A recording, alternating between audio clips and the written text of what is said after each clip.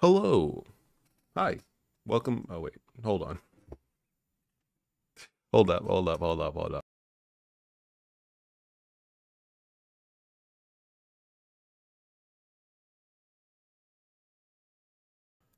Oh. Okay, there we go.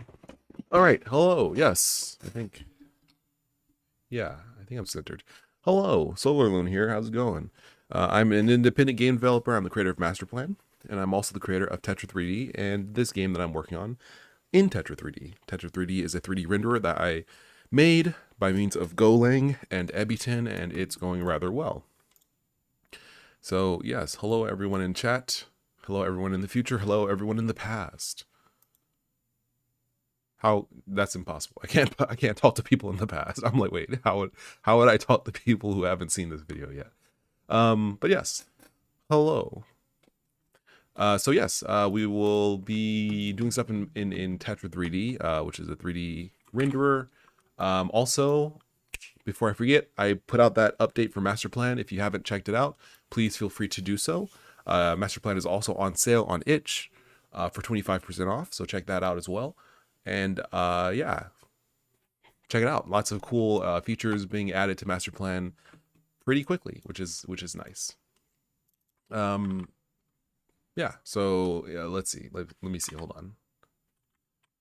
I have to go to get some music real quick.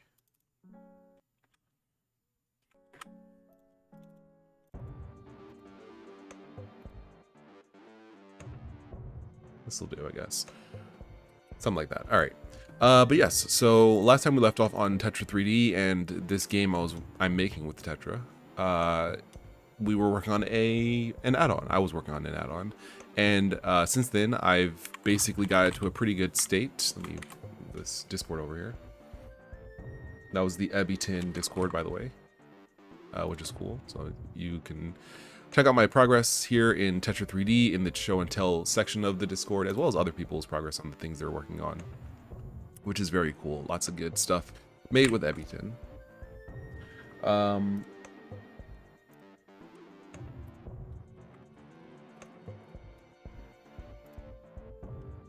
Yeah. So let's see. Actually, before I do continue, let me do this real quick.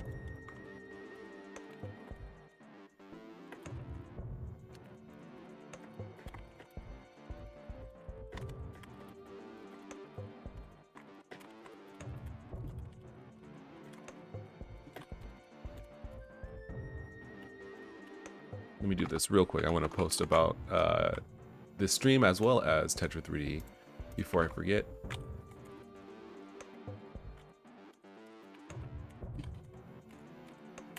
There we go. All right, so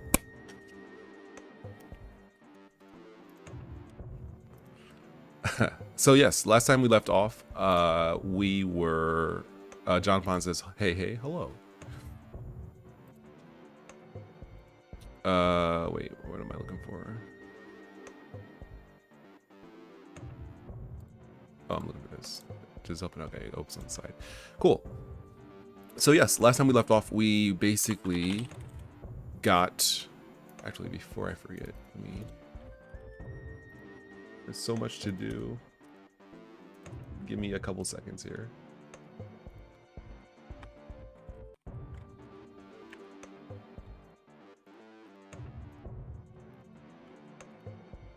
All right, so yes, so since last time I was doing stuff, I got the add-on working, which is great. So now we have the ability to, or rather, I got the add-on working with some new features, just like one kind of key new feature, as well as made a symlink to it from my computer, from the Blender add-on location, so I can make edits to the script and then just reload Blender and it will reload. So export on save works, which is cool.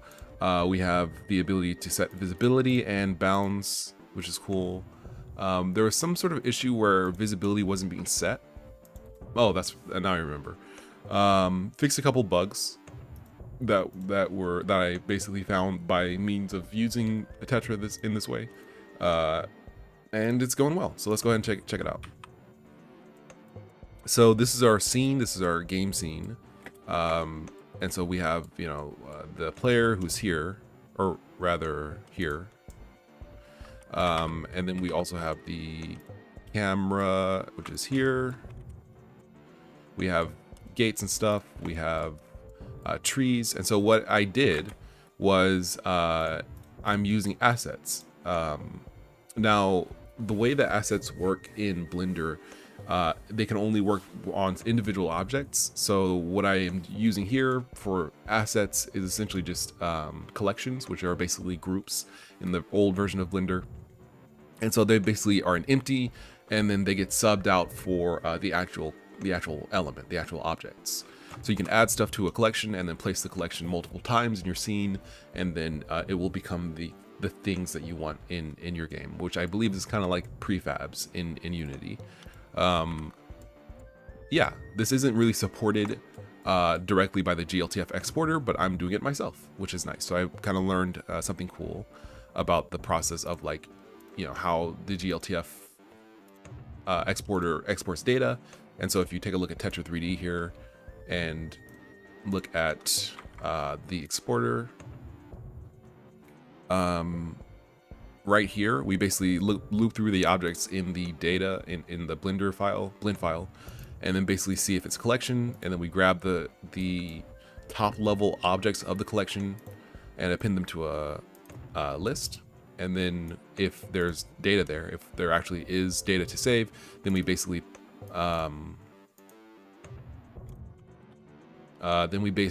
can go ahead and work with this.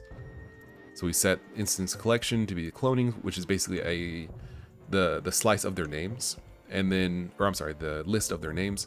We delete it after we export the scene, and then in the importer, we go ahead and basically clone the objects that are named what we are saving in the exporter, and then just parent them to the node that is the empties. So lots of words, but the end result is it works cool.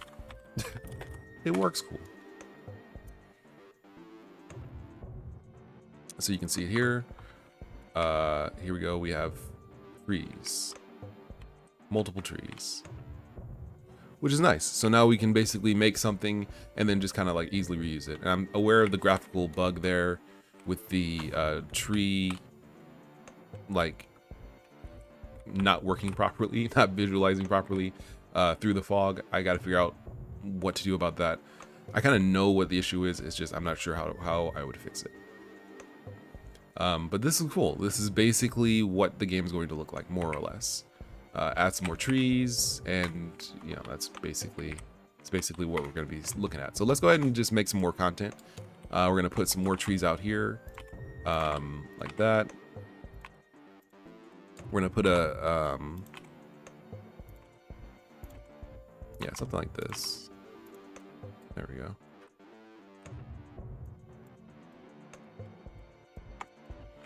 All right, so we're going to need a vending machine, which I don't really envision. Let me do this. I don't really envision the vending machines needing us needing multiple vending machines, so we might be okay to just make one. I guess we'll be okay to just make one, I suppose. I can't really envision needing more than one. So yeah, we'll just make one, I guess, for now.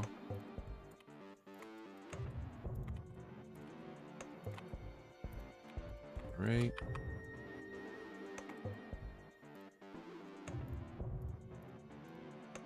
We can just do it this way.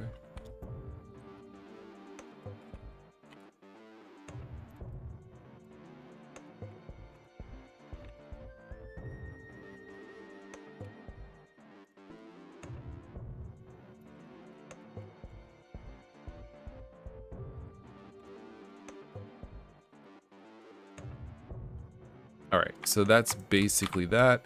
We'll save it. We'll turn export on, save on. It defaults to off. We still need to make it so that this stuff saves with the blend file, which I guess we can do somehow. I don't quite know how.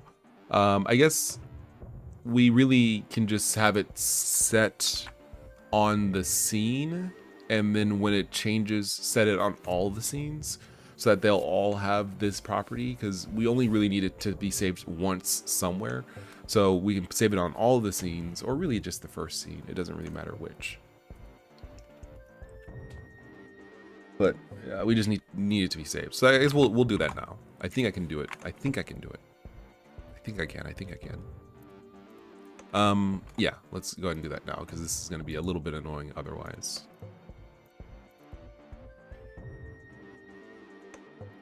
So the idea is export on save is here.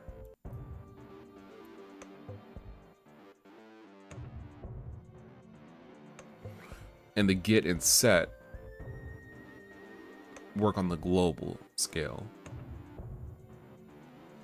So what we'll do is, instead of it working like this, where we set and get it globally,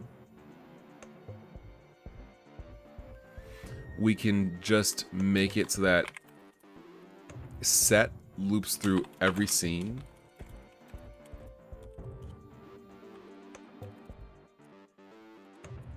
Like this, and then we just set scene dot p3d export on save value, and then get just returns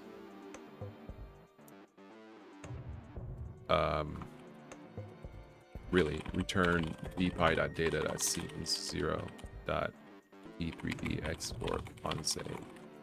So basically, when we set save, set the variable to say export on save, it sets it across all of the scenes.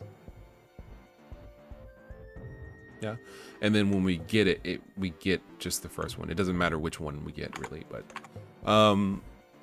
the export cameras, lights, file path, and format, really that also should be global.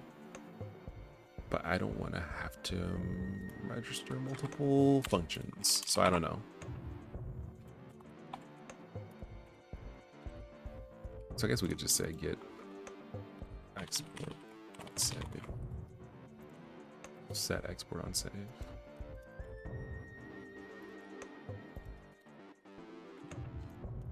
This would be get export file path.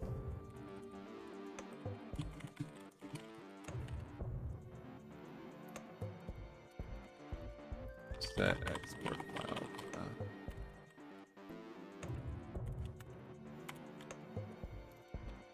Export format.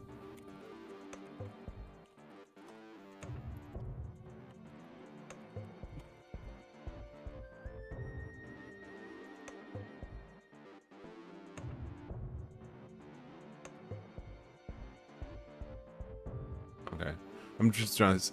Is there another way to do this? No. Is self the property? If self is the property, then I might be able to just use one function. Nah, no, I don't think I can. Okay, so export format is gonna be this.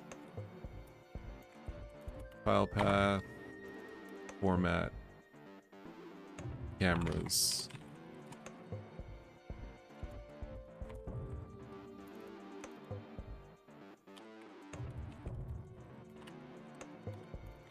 And lights.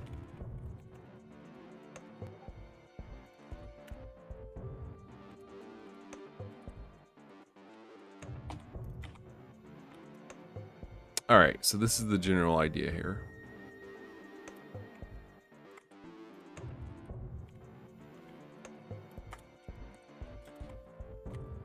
Set export file path.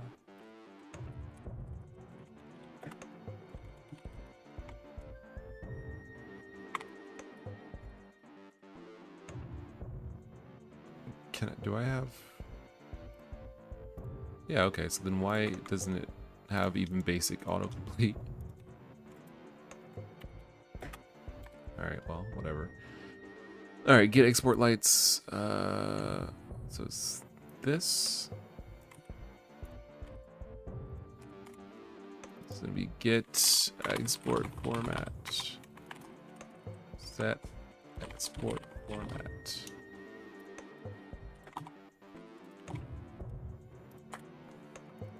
Export cameras. Set export by cameras. Export lights. All right, so this is the general idea.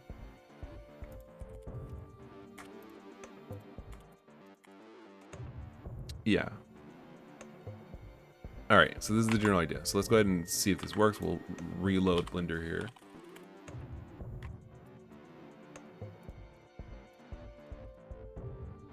Export on save global is not defined. Where do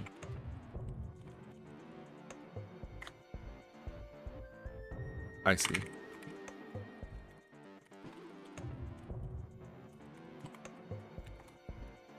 How do I export on save? Is it export on save? Yeah. Alright, so something like this. Exception is, wait, get export on save, line 152.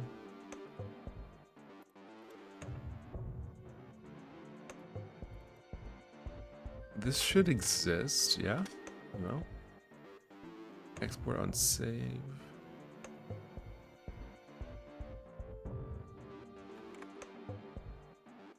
Let's see.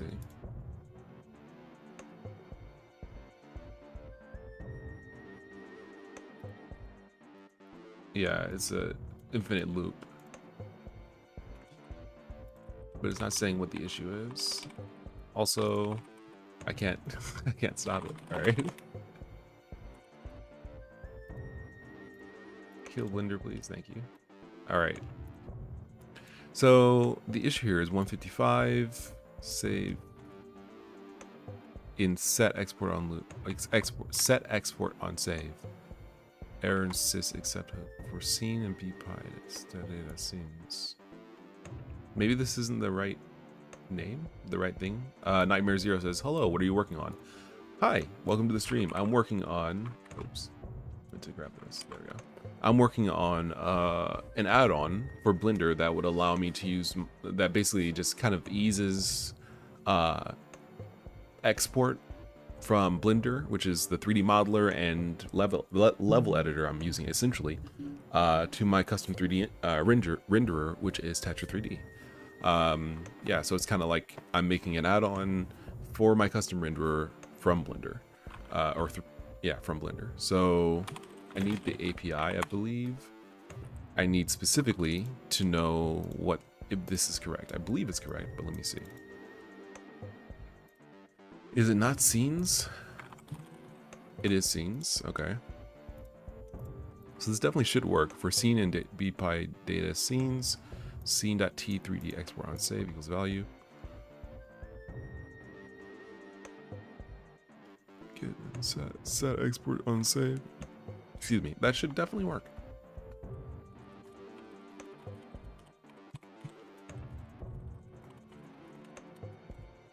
Cool stuff, thank you.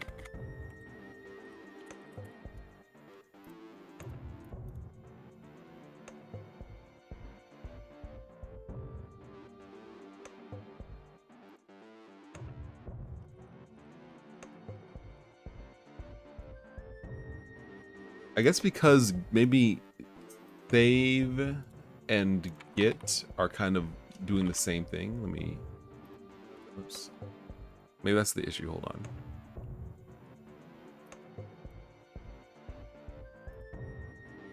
I have multiple terminals open apparently. Okay. Okay, so it doesn't work that way. All right. There we go. All right, I'll keep everything open. All right, so it seems like fundamentally the recursive depth is exceeded. So it's basically, I guess, because it's calling like set calls get, I guess. I'm not sure why. Definitely doesn't seem like it should. So I guess this is calling get export on save. It's accessing the variable. So that's why. So you go to save or set, and then it says, okay, well, let me get the value, which calls get, That definitely should work. Scene.t3d export unsafe equals value.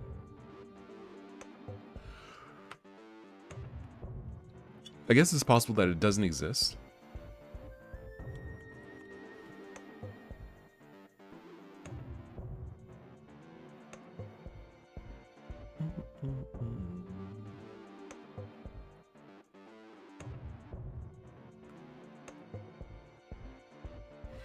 I guess we could do this another way, actually. We could do it so that setting just sets the first one like that.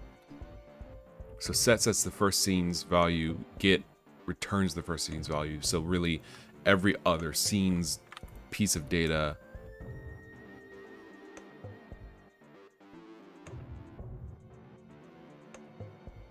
isn't saved, or isn't, or it might be saved, but it isn't used.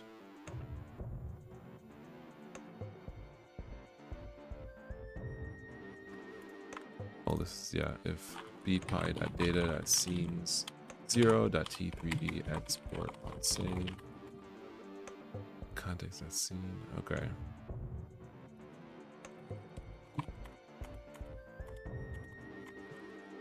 All right, so I think we're on the right track there.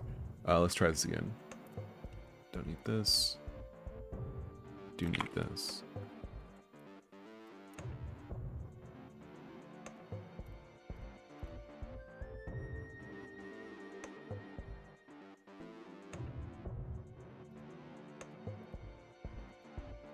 At least it's not crashing.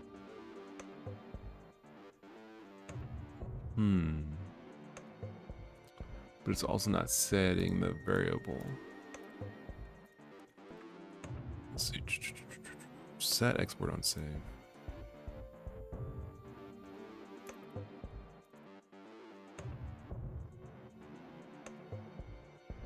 I wonder if this is just... Is this approach incorrect? 151. Get export on save. bpi data scene 0 t3d export on save. Is the getter is the getter the wrong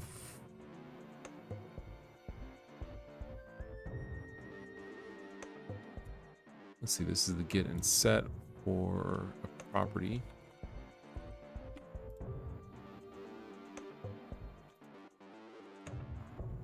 Getter and setter. Return self test prop. Set self test prop. Okay.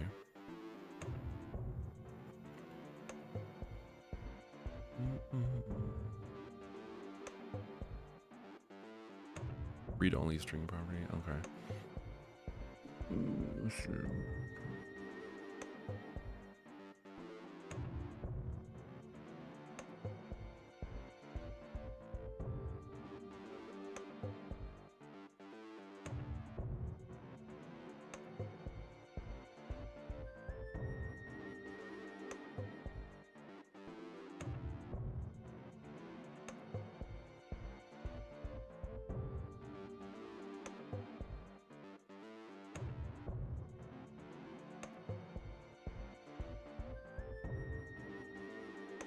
Okay. All right, I think I get the general idea here. Set over set.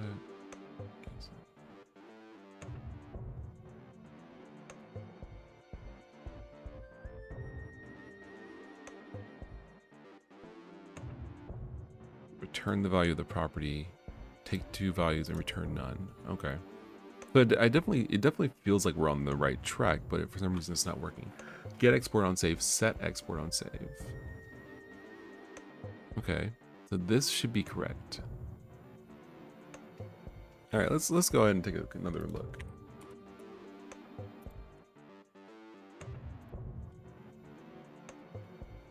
To the original exception. But it doesn't say what the issue is. Error in sys.accept hook. Line 151. So I'm guessing the issue is essentially that, well, actually, let's try this.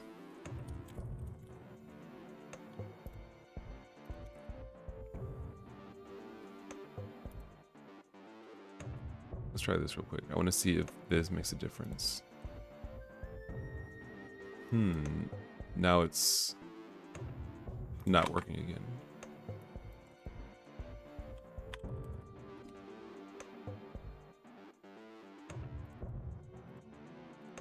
Interesting. So this doesn't work. Get export on save. Get equals get export on save. Set equals set export on save.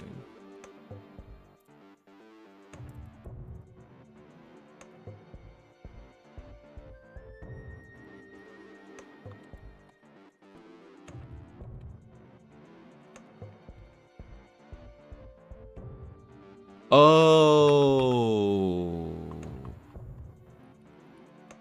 I see. It needs to be this. Whoops. This is the issue. Okay. That's the problem, I'm pretty sure. Okay.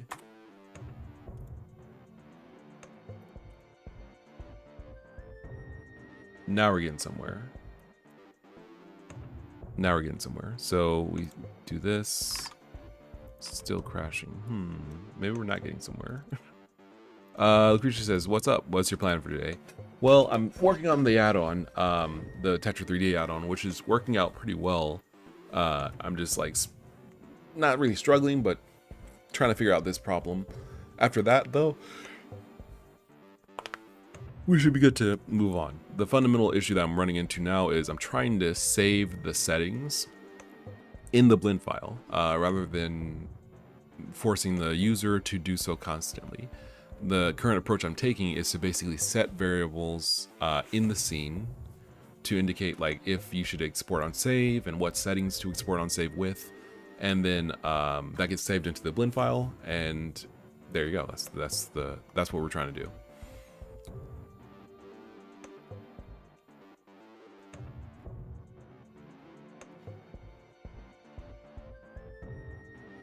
T3D export on save.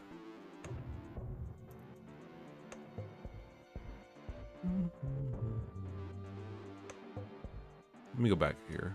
How did this do it? This example? Self. So is self...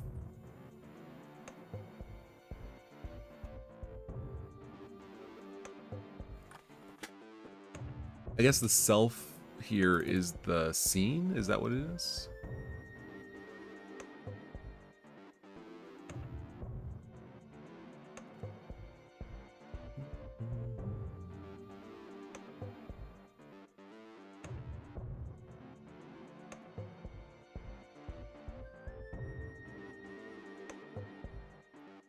My name value.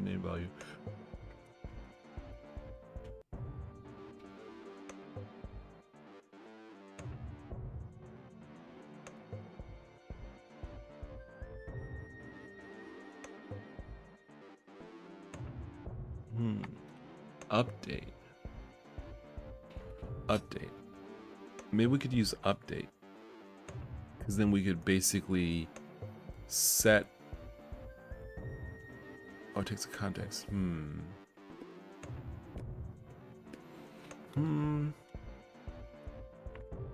Maybe we can't do it this way. Maybe we have to do self. Like that. Let's give that a shot.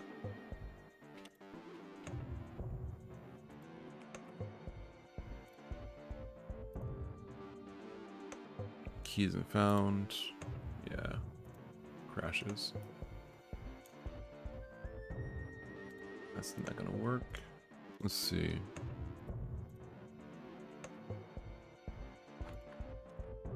I feel like this should definitely work.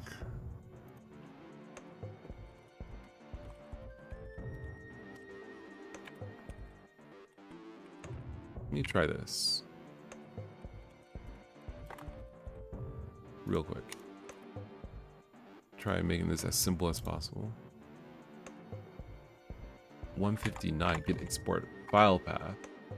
Okay, wait.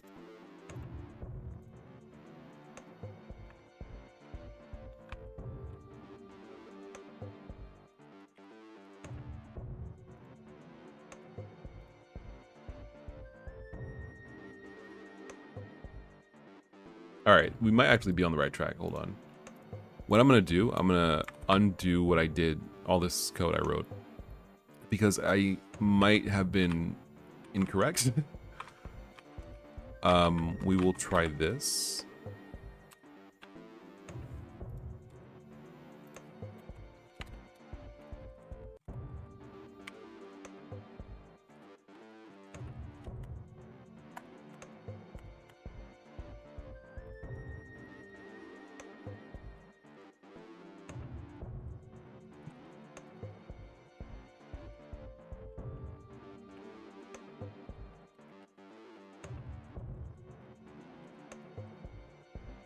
Okay, if context scene.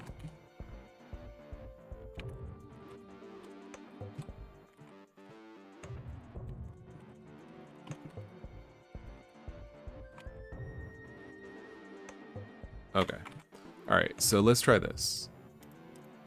Make it simple and then see how this behaves.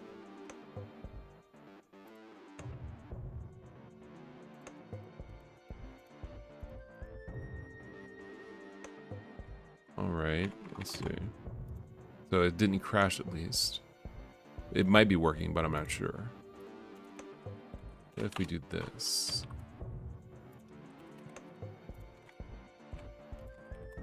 I can't do that.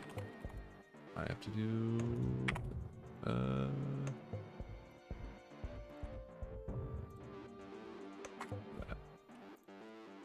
Let's see, so we go here. Now it crashed. Doesn't crash, but it doesn't work. Okay. Draw 83. So I guess, do we access like this, or do we access the other way? I guess we must access the other way. We must access by key and not by dots. That must be it. Yeah. Okay, so we must access by key. So don't save. All right. So like this.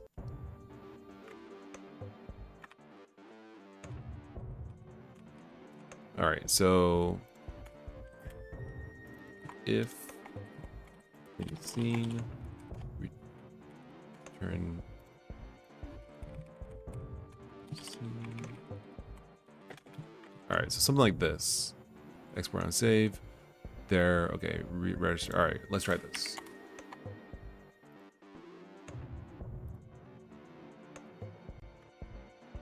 None type cannot be represented as an integer. Let's see. 151, export on save. 983. Key not found. Okay.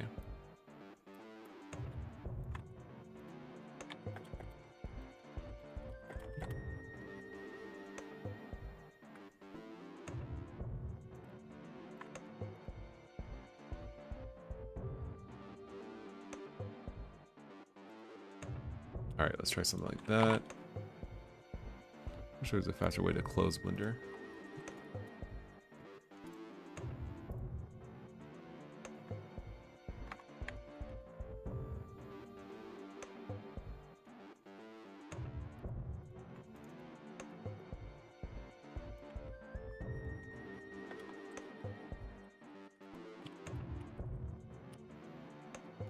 All right, let's do this.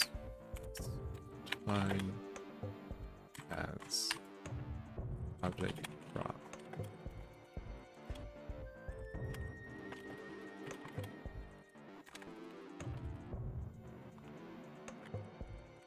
We'll make a function for this.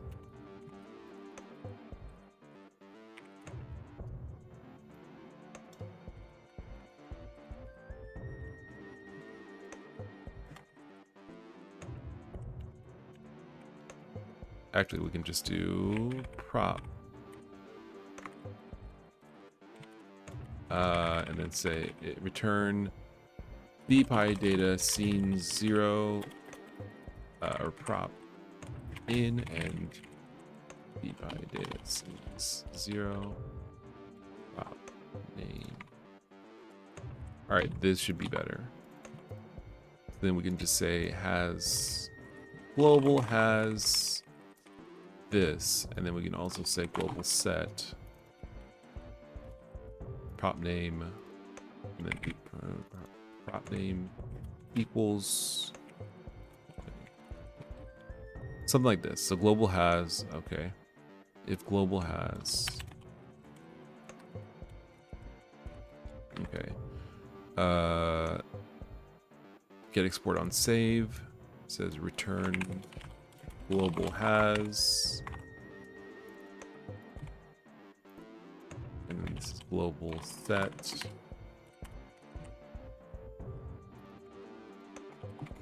value. Okay, so this might be better. This might be a better solution.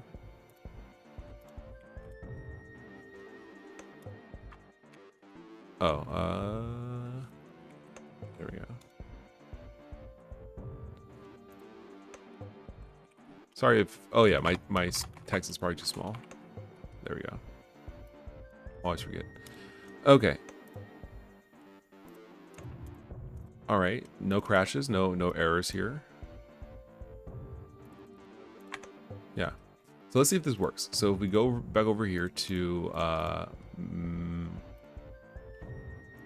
you know what? I want to try this with this as simple a thing as possible, as simple a scene as possible. So we will save this as add on test, save. Okay, we will check off export on save, save. We will create a new one. New blend file. Okay, so export on save is not checked. Go back to add on test. It is set. That's all I want. That's all I want. If I make a new scene, it is still set. If I unset it, go back to the original, it is unset. That's exactly what I want. So we're good. We're good. That's what I want. That's what I was trying to get to work.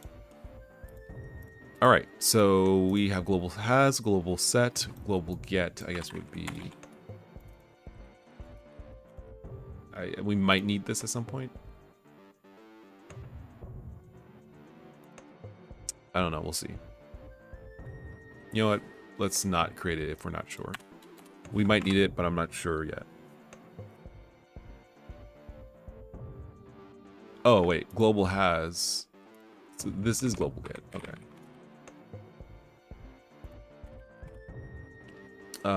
So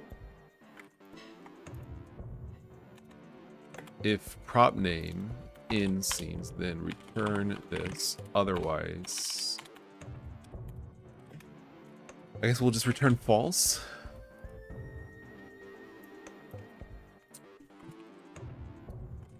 Let me see.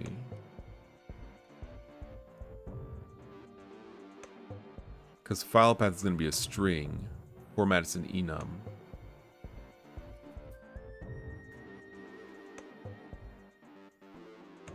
I guess we could just return none otherwise.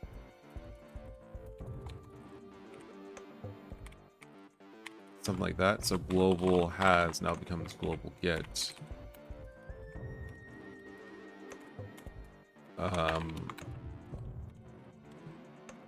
And so, man, I'm not sure why I don't have autocomplete. We don't need this, I guess. If this doesn't run, then it will just return none by default. Okay. So, all right. So global get export on save, set export on save, get export file path, set export file path,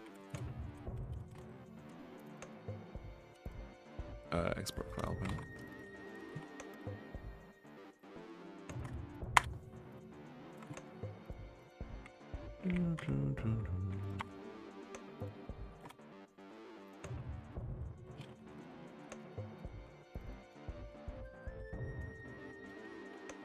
All right, let me get some music.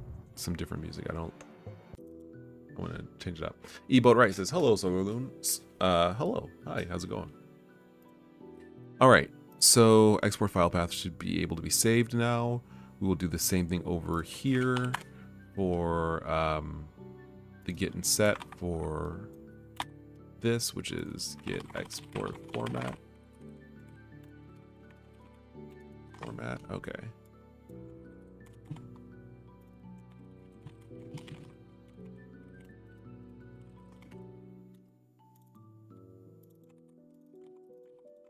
Okay. And then we'll do the same thing over here for get export cameras. Export cameras. Lights.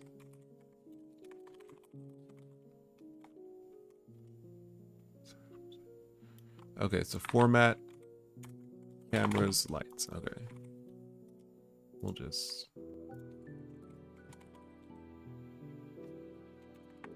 cameras.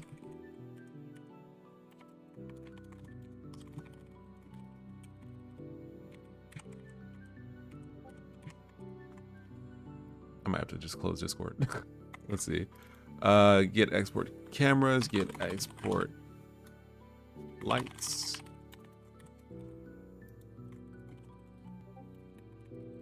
Yeah, I'm gonna have to just close Discord. All right, so get export lights, set export lights, T3D export lights.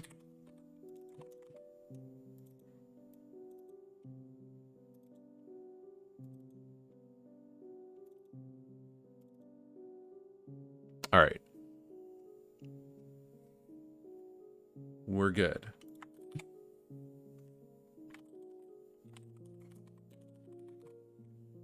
Cool. So we should be good. I think we should be good. I think this should work.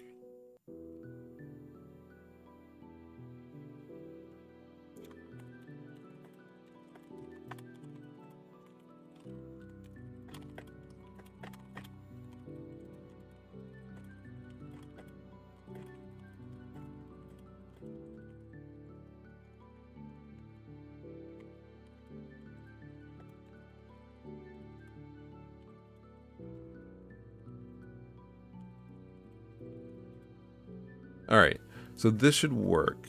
E-Boat says working on Tetra. Yeah, I'm working on Tetra. Because there's no way you can't delete the last scene. Okay. All right. So let's see. Return value must be a string, not an untype. Okay, so get export file path. So get export on save.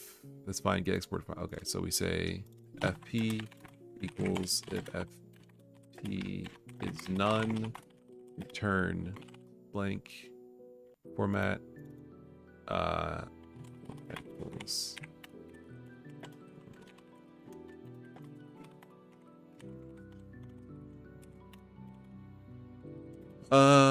what's the export format? Export format GLTF embedded. Export cameras is a boolean, export lights is a boolean. All right, I think that should be good. We will try restarting Blender.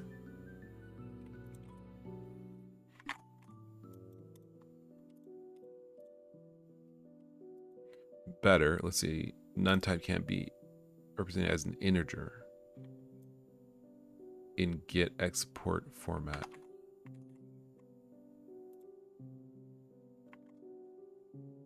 Like 173.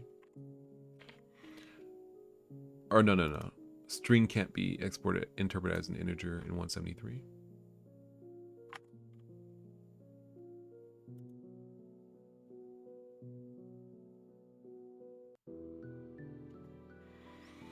As an integer.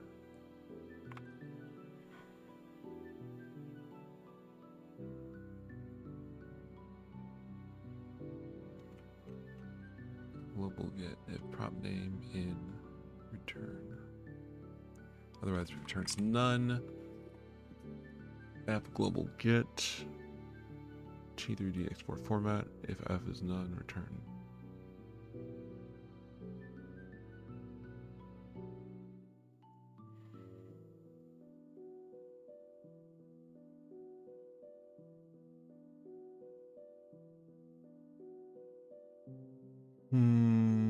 Let's see.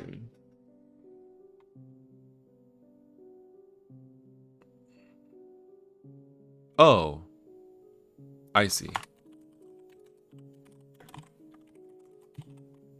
This is what I meant to do. My bad. That's better. Okay.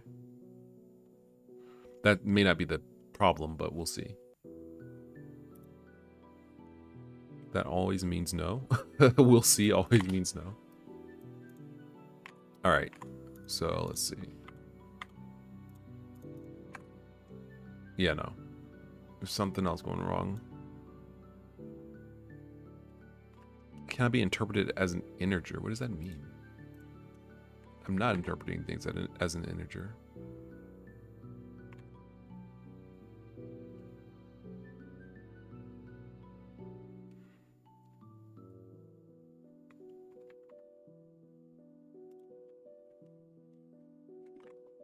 .74 and get export format. Okay. So here's what we'll do.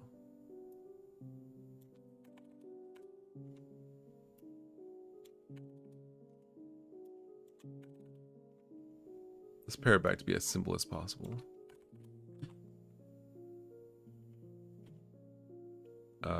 Let's go back to terminal. Okay.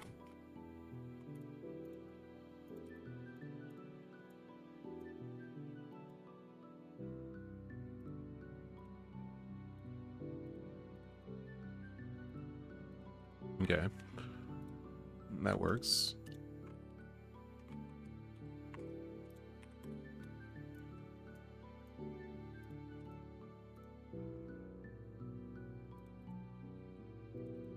All right, that also works.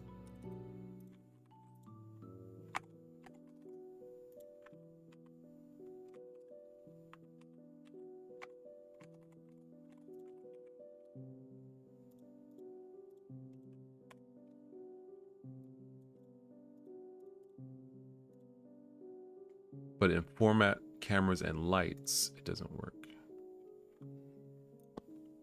Get export format.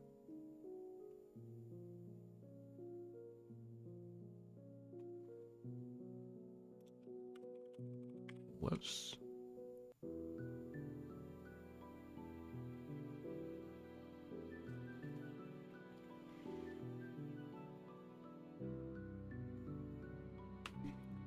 Yes.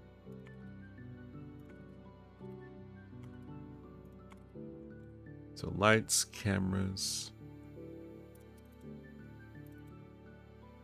format. Okay. Let's see if this works.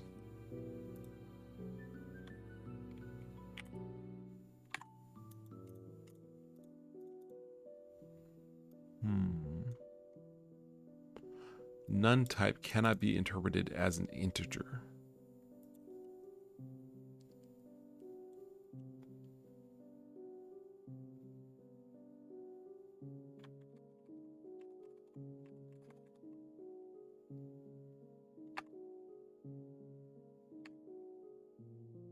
All right, here's what we're gonna do. Let's simplify this again. Because the issue here is in format, cameras, and lights, seems like. So we'll just pare it back to just format and then see if we can determine what's going on. Yeah, I'm trying to see if there's a way for me to know, but I don't think there is. Let us do this again.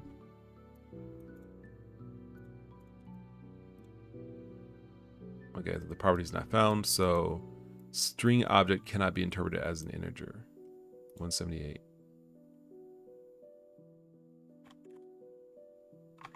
Get export format. Okay.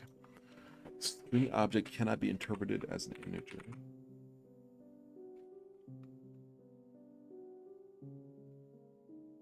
Is it not? Oh, is it not what I think it is? Is an enum property?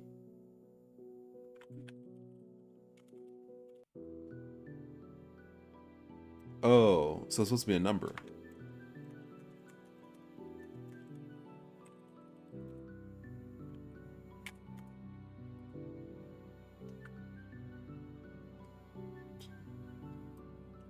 Shows the value of the property.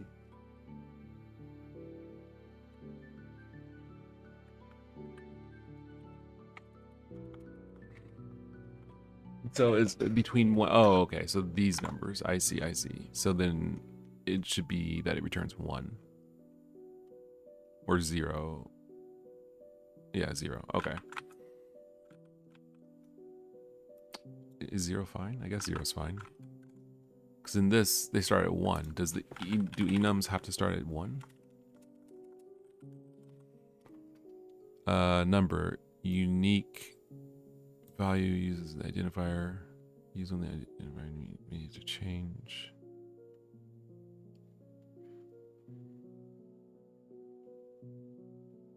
Okay. All right, so I guess we're fine. So what this means, what I've learned, is this needs to be 0. Okay, let's try that.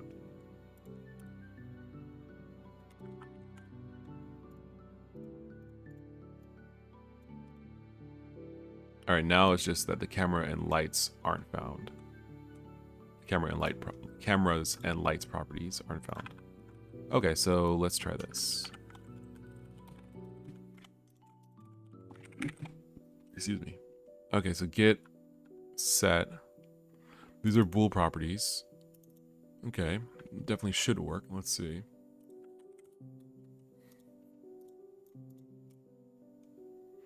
None type cannot be interpreted as an integer. Global get. Oh, my bad. Yeah, we have to actually like check again. I don't know why I didn't think about this. All right, so s equals this. If s is none, s is false. Return s. C equals this. If C is none, C is false. And C. Okay.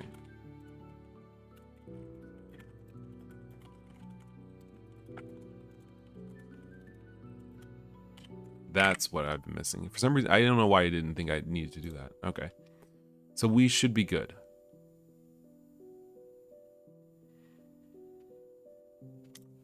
I believe. No errors. Let's test this out. So let's save it with it off. Export on save is off. Also, I forgot that the UI has to be resized here. Can we get 1.5? Thank you very much. Okay.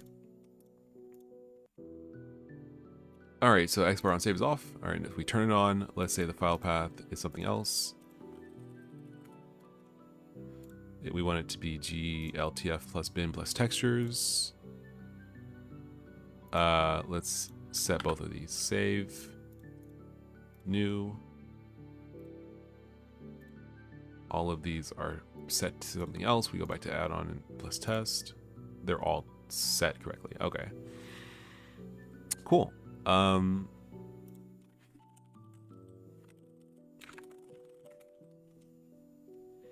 Does this work as we expect it to?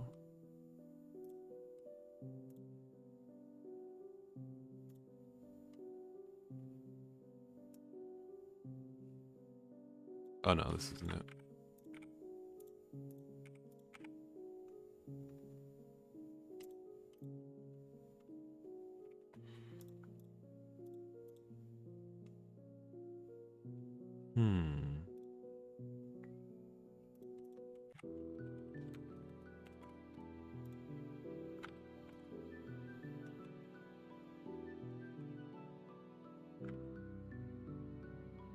So it's add-on test.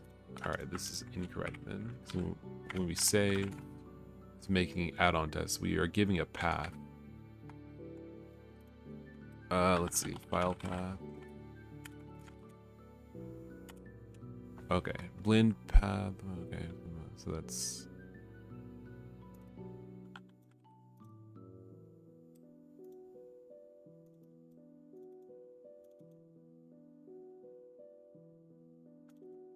If blend path is not able to know, not able to blank, then scene.t3d export file path plus ending.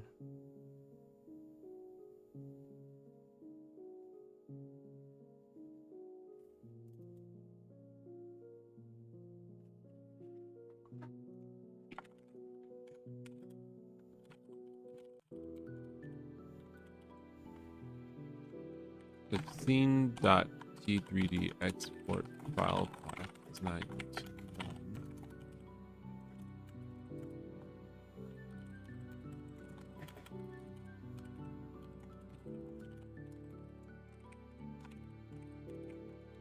So this general concept is it uses the file path.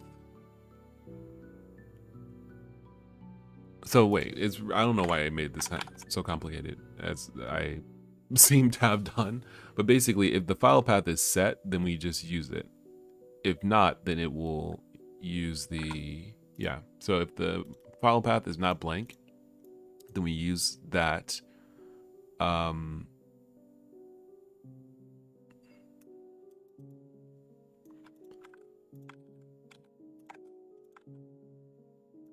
Otherwise, we use the blend files file path. We strip out the ending. Yeah, so something like this should work. Okay. Where is? Okay, there it is.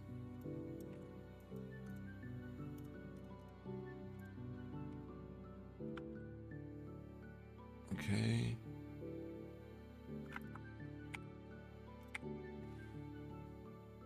Here we go. All right, so I think we're working. So if we say like dot slash cool, save.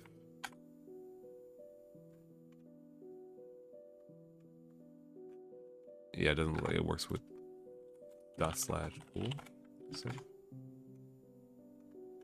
I'm not getting any errors, so it might be that it's creating it. It's trying to create it like. Is it trying to get created out here? It is. Okay. Huh. Okay. I would have thought dot slash would be like local. Do I have to do something to? Let me see. Let me take a look here to Python path.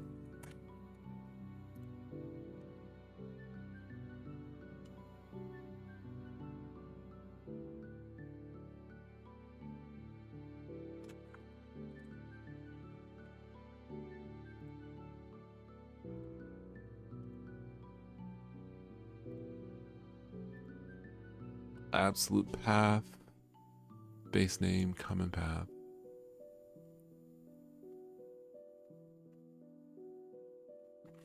Is there no relative? Returns a relative path, file path to path, either from the current directory or from an optional start directory. All right.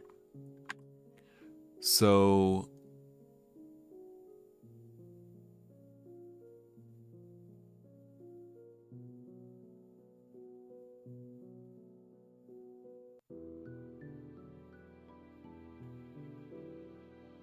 okay, so let's see. We'll try this. Blend path equals os.path dot relative path. Save. Let's try this real quick. I'm not sure if the current directory is going to be the blend file directory or if it's going to be the directory from which I start Blender. If it is the directory from which I start Blender, then this isn't going to work. It did not work. permission denied. So / maybe it becomes something else. Let's see.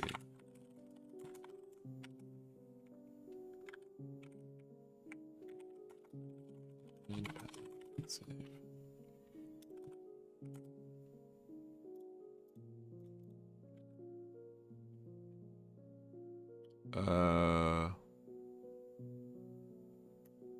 It just says cool.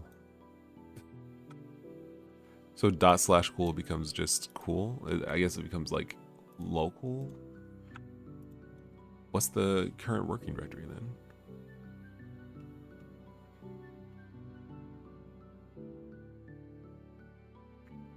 Okay. Ugh. So what we're gonna do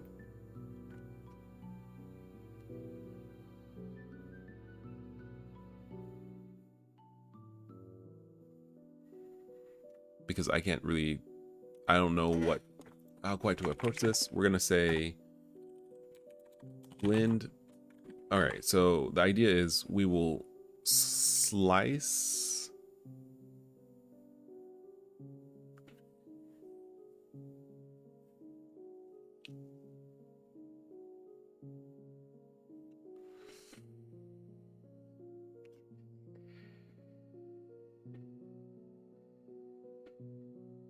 let me think, hold on. Because I would like to be able to use / to refer to the current directory. If that isn't working,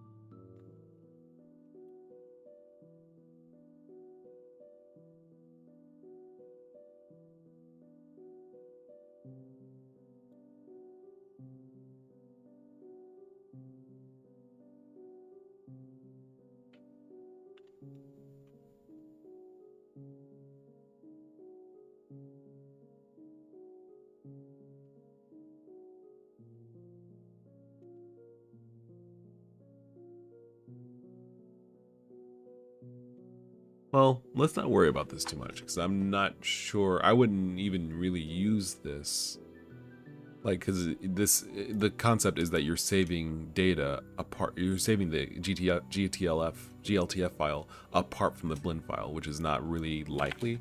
So if you choose to do that, then you probably would set the directory manually. So this is fine. This is fine. So if it's not blank, we go with that. Otherwise, we go with this. Or rather, go with that. There we go.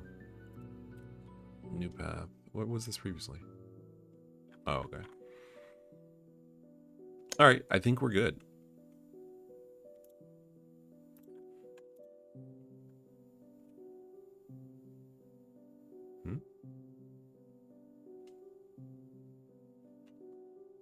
Ah, okay.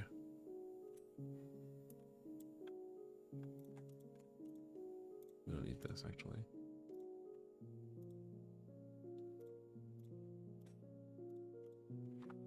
Okay.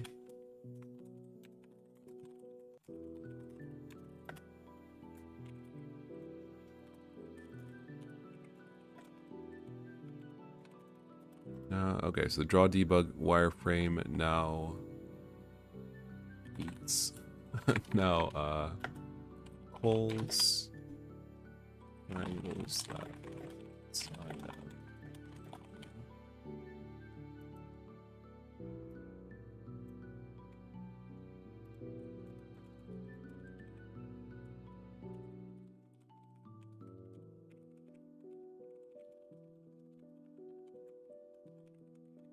All right.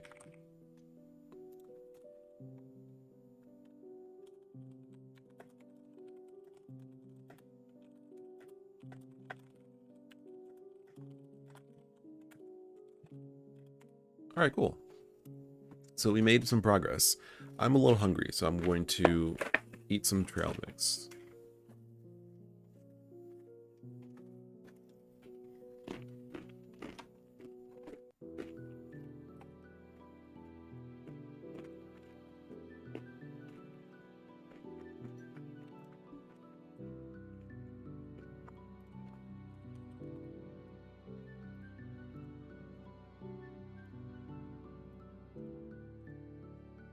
Ook, ook. All right, so now we got this working. We can say we want GLTF, we can save. It will automatically export to GLTF. Should automatically export to GLTF. And now we should be good to go. So we'll close the Tetra 3D project. Go ahead and run in this and see if it's working. It crashed. Why did it crash?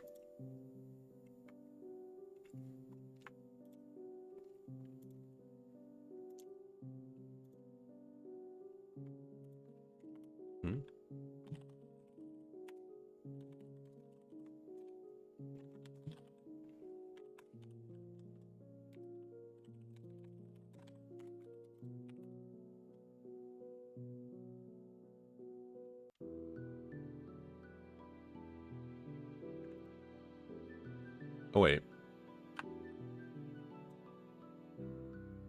Oh, these aren't set. Whoops. Okay. Let's go back and fix this. I forgot to set the defaults. So, yeah, the default for cameras should be that they are on by default. Same thing for lights, I would say. That's probably a sensible default.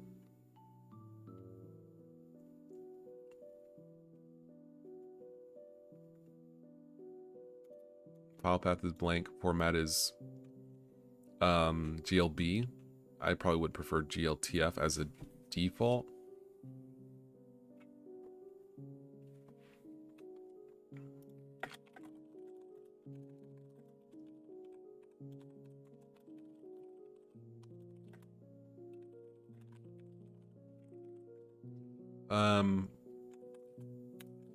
Yeah, maybe I would like GLTFs.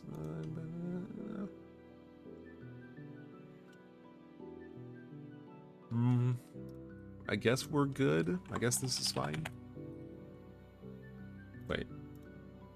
Yeah, let me test this. Hold on. All right, so yeah, we want this to be like that. GLTF is fine.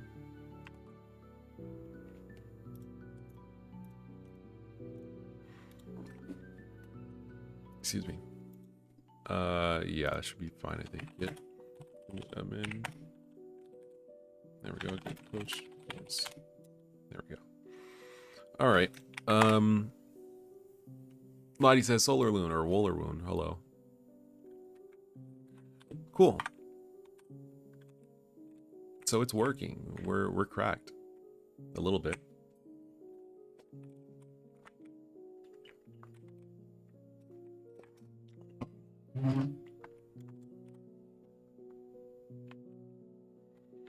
All right, so yeah, we're good. We're doing pretty well. So there's some graphical glitches and stuff that I can fix later. That that's just not that important. But yeah, we should be good to go. So what we're gonna do might be good if we implemented some like hot reloading stuff, some spicy hot reloading. That's always fun. So that when we basically make a change to the GLTF file or any resource files like PNGs, textures and things, it will automatically reload the game. The idea behind this is because I want to do this as lazily as possible, it will just monitor the directory. Well, because basically there's a couple of means of there's two kinds of hot reloading. One is one where you basically recompile the entire program, which is fast and go, so you can just recompile it and it will be back up in a couple seconds. And the other one is to just basically restart the game and re-pull in the resources like models and stuff. The second method is a lot faster, but we won't be able to use it for certain things, like if we edit scripts like NPC, script dialogue sequences and things like that, we won't be able to do that. So the current plan that I'm going to undergo, let's just do this as lazily as possible. Let's just do this as lazily as possible. We'll go to Reflex and we'll monitor for Go files, file changes, GLTF file changes, and PNG file changes. So basically, when we have Reflex running, if we do anything, it will restart the game, essentially.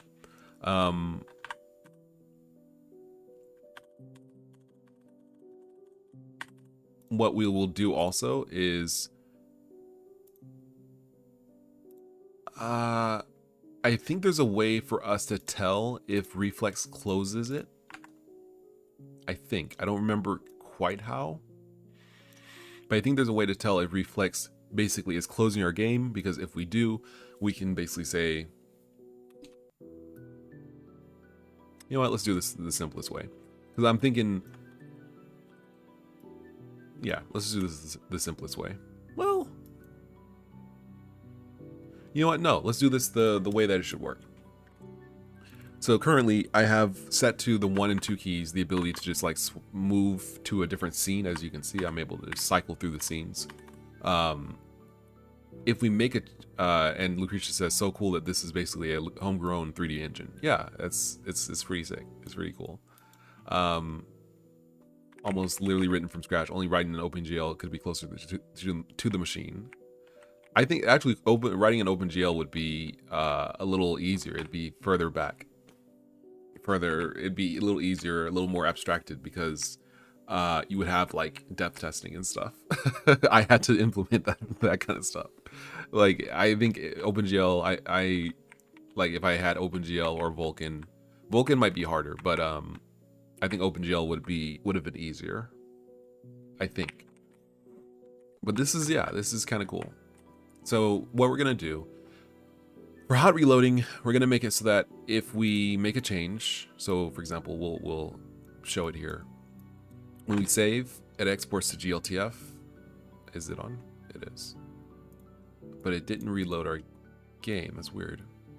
Is Reflex not monitoring for...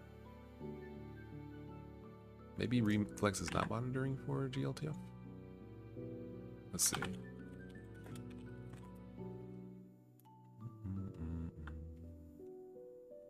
Okay.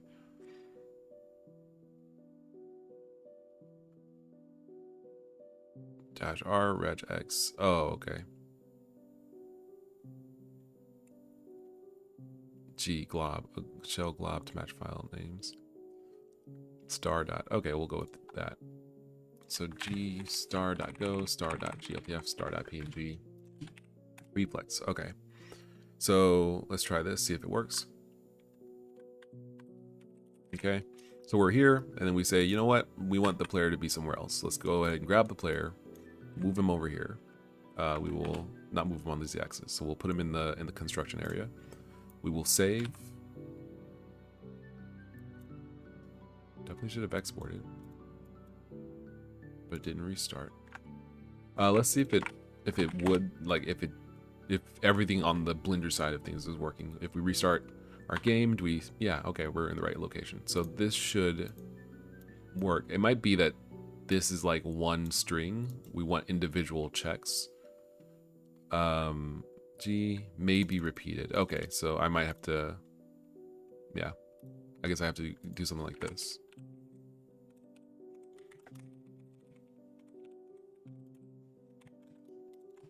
Let's try that.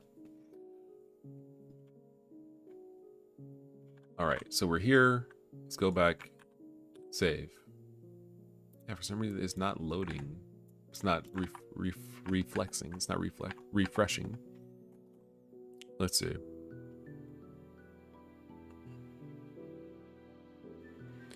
Patterns.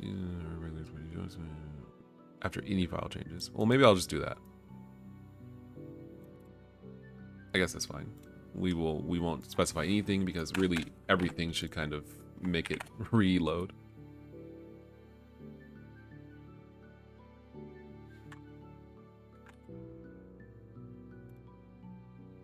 Okay. Cool. So here's the problem I was talking about. So the player is where he is, right? Let's say we move him to the construction yard, we save, game restarts. We won't be in the right scene anymore. So we want to save the kind of the current state of things, mainly just maybe the player's position, maybe, but more so the scene, like which scene we're in. So we'll do that through this method. We will go to main. If the scene changes like this, then we will say os.write or os dot create temp save dot tmp.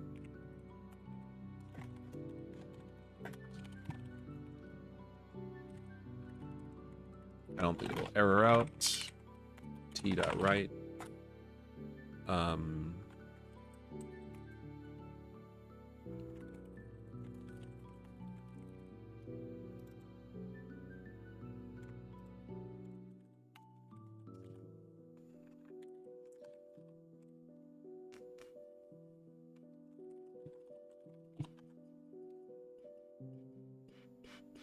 All right, so something like this.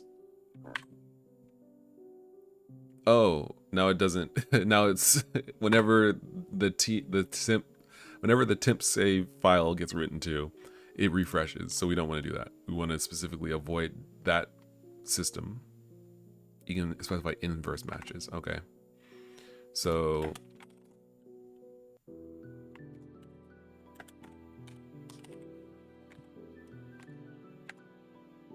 all right. So if this works, right. You can specify inverse matches. Only files that match all patterns and none of the inverse patterns are selected. Okay.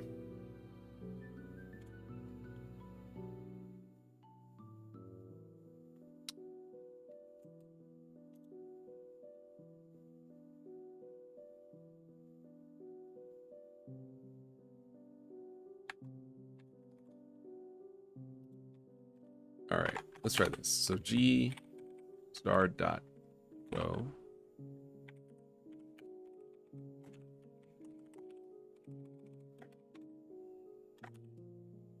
Wait, that matches all of them?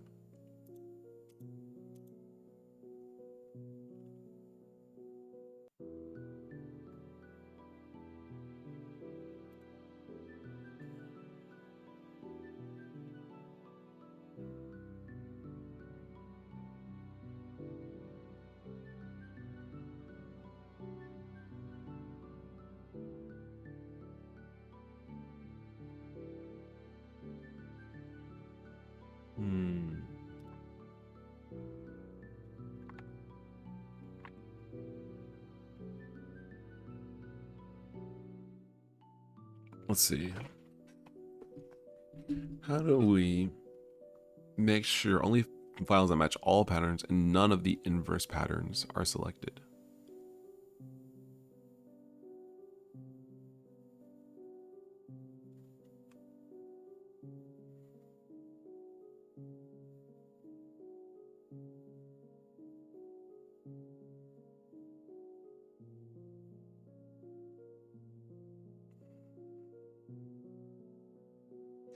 Okay.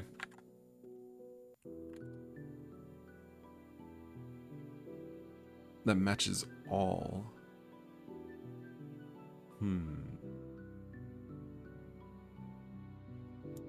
All patterns and none of the inverse patterns are selected.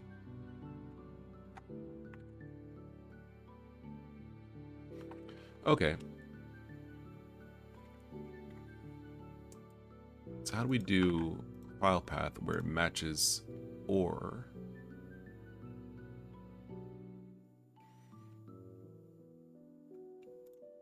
Let's see, go lang file path match or either.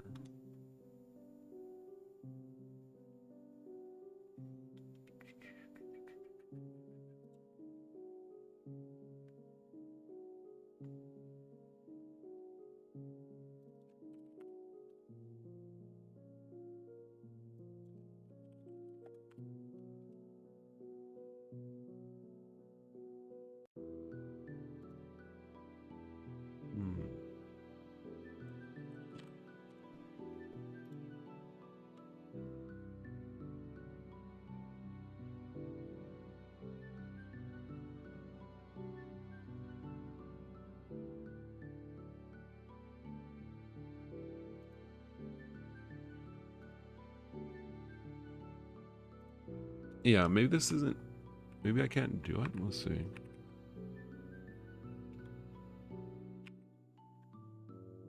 Ignored files.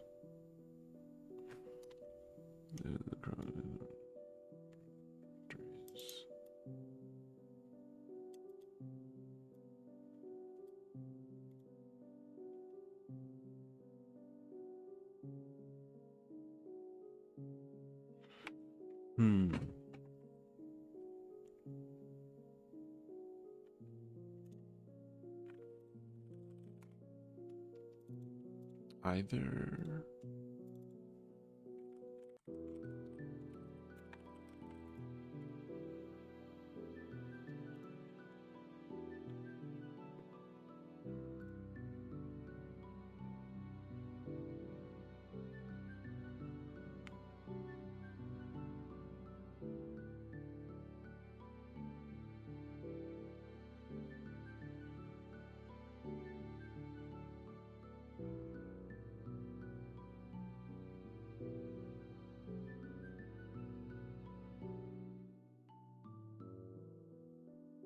Okay, so that's how they do it.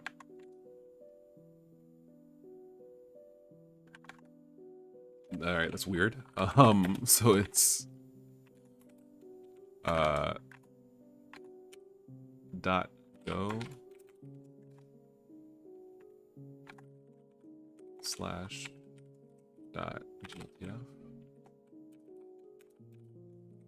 slash dot png. Okay, so if this works, then we should be good to proceed.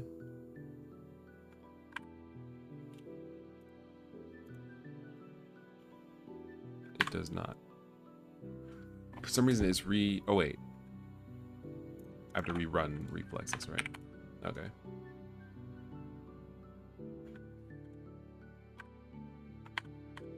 Okay.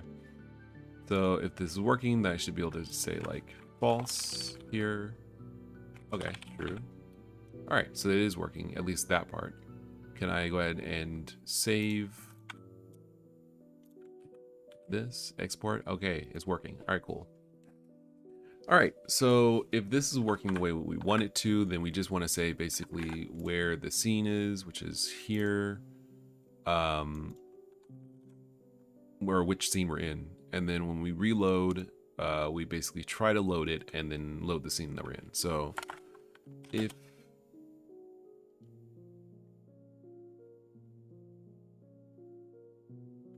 it might be better.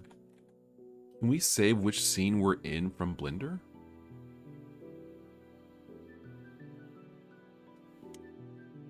I wonder. So when we save, we can. We can do anything. All right, let's see. Hold on. Because we don't save which scene we're in, right? Like, there's no... I don't think that's part of the GLTF. Scene 2?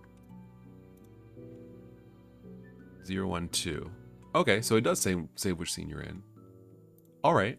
So then if it saves which scene you're in, then we can make it so that Tetra 3D loads which scene you're in by default. So we'll go to GLTF.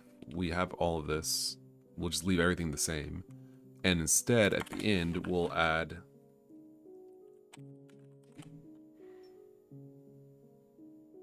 a property to the library, I guess. That's basically like first scene.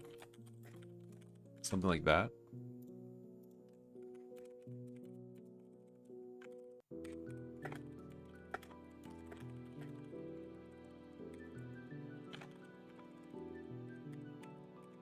It's not, maybe not first scene. What would be the name of it? Like the last scene, maybe? Saved scene? That may be better. Saved scene.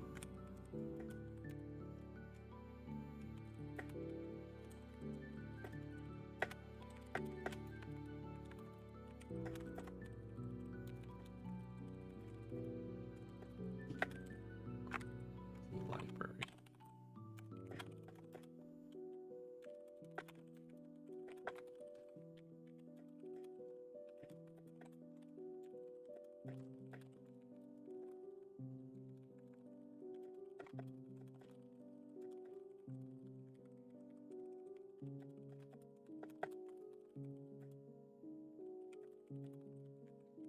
right, so this should do what we want it to do.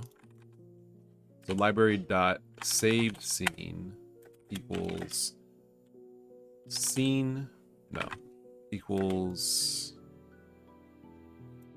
dot scene library dot scenes dot scene, something like that. Last saved scene, saved scene, first scene, the scene. I don't even know what to really call it. Saved scene, I guess is fine. So we'll go with this. Close this.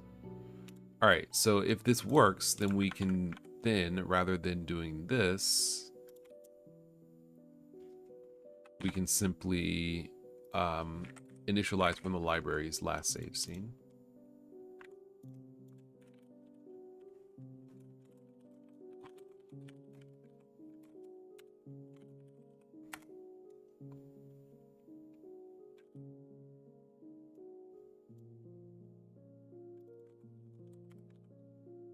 Let me just check something real quick. Did it?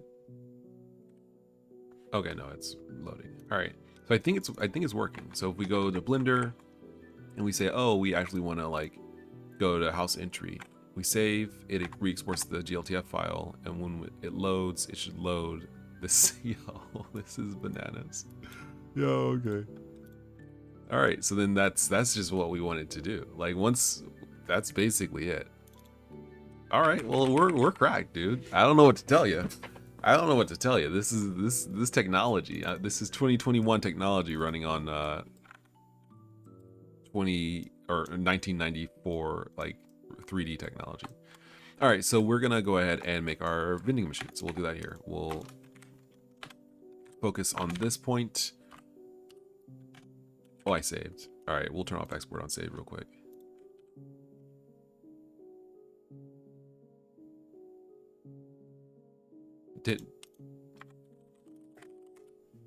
Did I save? I thought I did. Let's see. Is reflex on? I don't know if it would even show up as reflex. So yes, SH and reflex. Okay. All right. So we will turn reflex off real quick because we're going to be working on this for a little while. That means exporting on save can be back on. All right, so we will add a cube. Do something like this. How big is the player? He is 2 large, I think. 2 units large. Let's try that. We will export that. We will run it. Let's see what happens. Lottie says 2022. Yeah, 2022 technology. Let's just put the player closer. Where is he at? He's here. There we go. Move him in front of it. Save.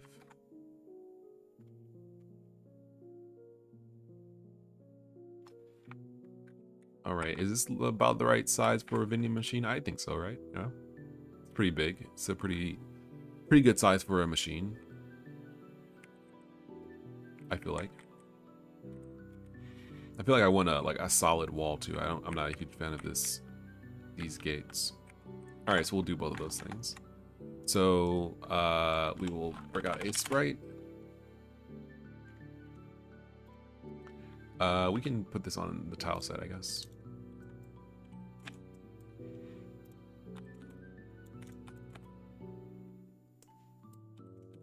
Although I kind of feel like it's maybe a little too big. Lottie says it came in late, so all you have to do now is to save in Blender and you're good to go. Yeah, it automatically exports to GLTF on save, and I'm using Reflex, which is a program that will automatically recompile the game when anything changes. So if I change the texture, if I change the meshes, like the scenes, it will automatically, when I save, it will export, and then Reflex will automatically recompile the game, which takes like 4 seconds. It's not too bad. All right, so that's where it's gonna go. So, and Snow Bizarro says concrete walls, then concrete floor with a bench and a little fence around the tree. Yeah, I definitely want like a little park-ish area. And I think that would be better than these fences, which are okay, but not to be used so heavily, I think. Lottie says, Loco. SolarLune the Goat. That's actually a wild feature. Yeah, thank you. It is kind of crazy. As this definitely isn't like the first engine to do this. I'm sure that you got something similar in Unity and Godot and stuff, but it's cool to have the ability to do this kind of stuff.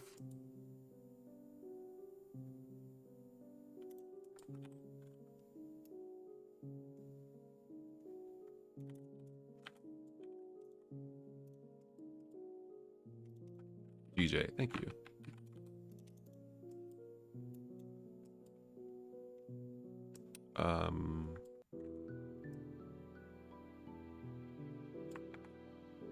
Yeah, well, I kind of feel like I'm gonna run out of space, but I guess not. I probably just don't need as much space as I think I do. Let's just kind of like compress this a little bit.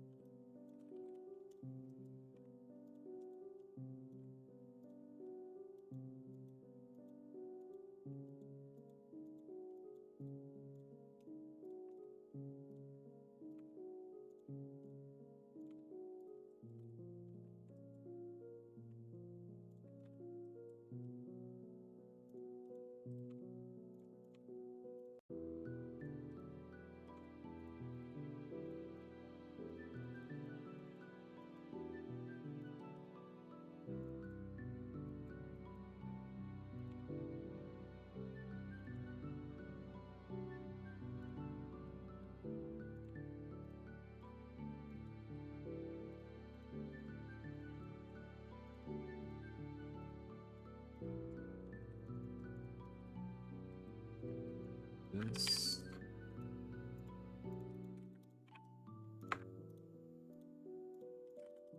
All right, let's replace this with something a little darker.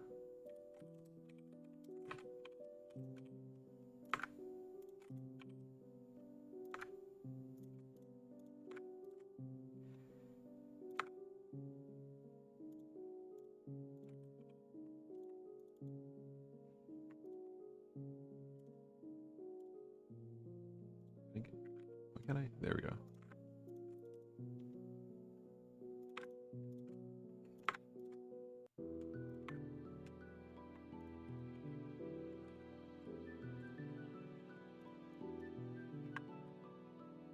Trying to see how best to is it F11, F7? There we go. Trying to see how best to kind of get this to work here.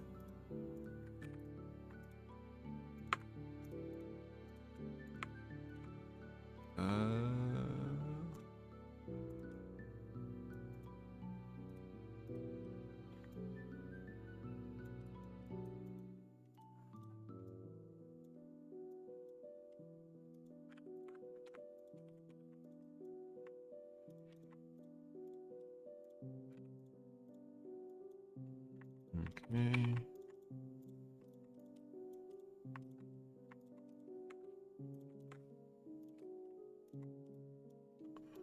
Right.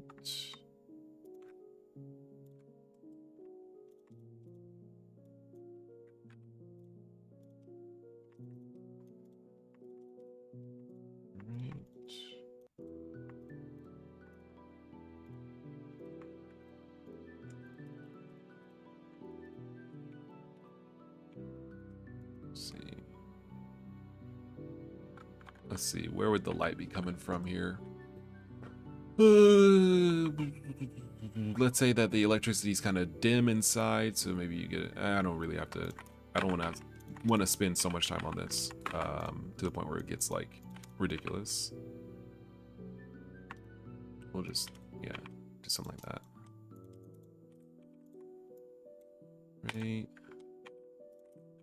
For now, I'm just gonna make everything the same color just because I'm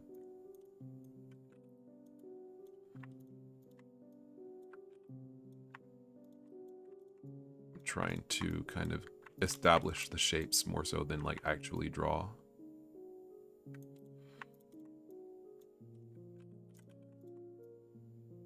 Okay.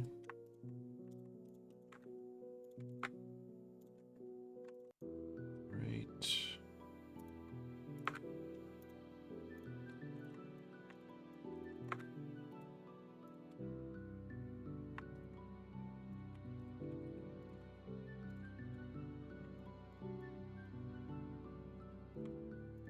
Want it to be a little thicker of a border.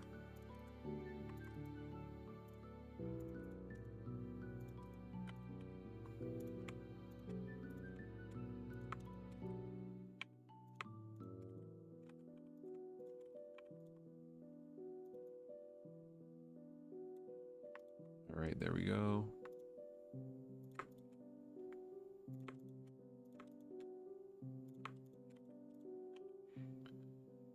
Okay.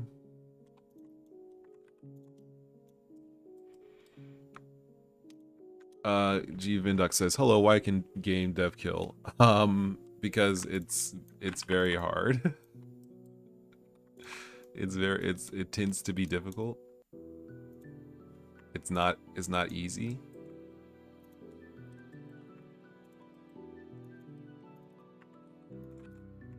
Something like this. Let's see if we can-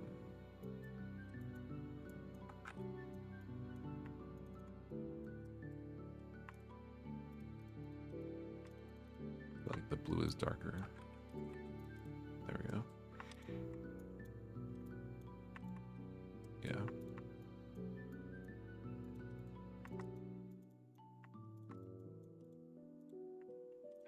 All right, so this is the general feel here.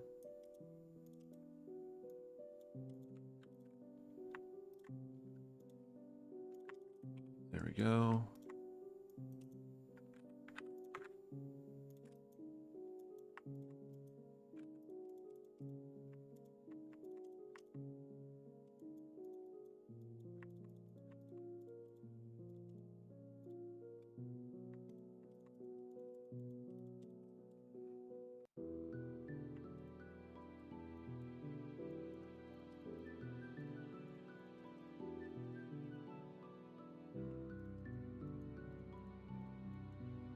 All right, so this is what I would be doing for a while. It's rendering all of these items, objects. So we're not gonna go super hard here. I'm just gonna give the general feel because I like to draw other things in this for another hour. Even though I could spend an hour drawing this.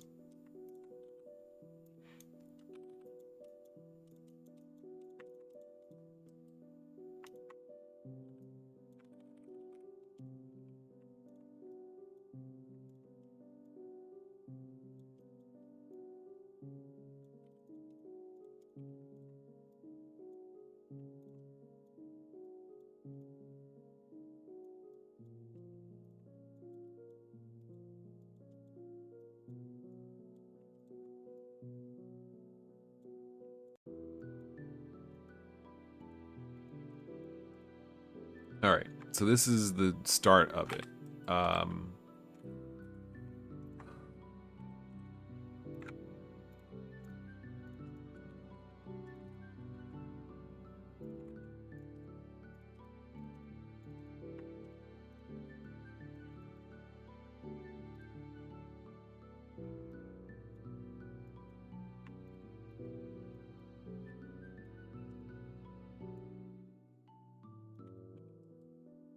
Yeah. No, Noah says, yo, hello. I'm making a vending machine.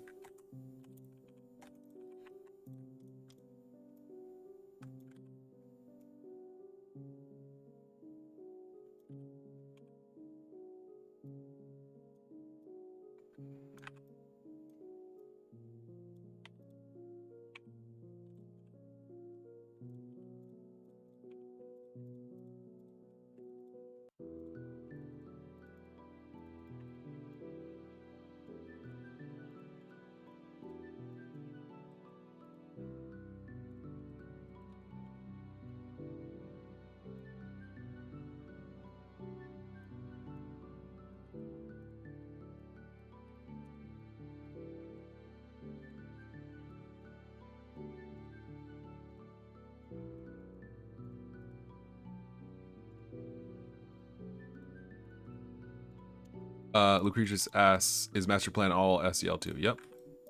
Yeah, it's basically all SDL2.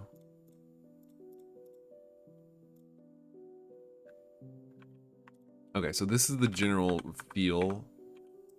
Oh, frick, I forget. I forgot that I have to. All right, well, I forgot that I would have to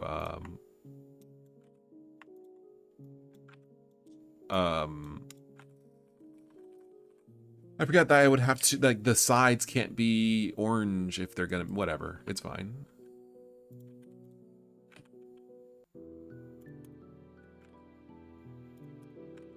What color would be good for this part? I would kind of like white. Nah, I guess I'll go with red.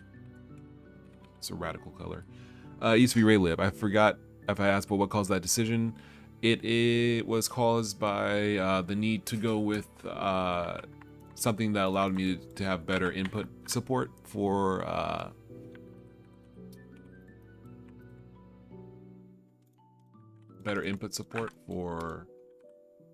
it's fine. Better input support for like input map editor languages. So like Chinese, Japanese, that kind of stuff. And Raylib did not support that. Raylib is more for games, and SDL2 is better for general apps. I would probably say so.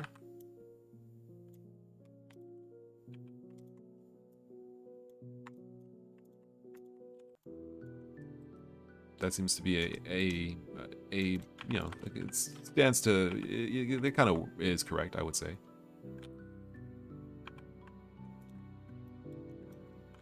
All right, that actually is not too bad considering we still haven't rendered any of the items, the bottles and things inside. That's still not bad.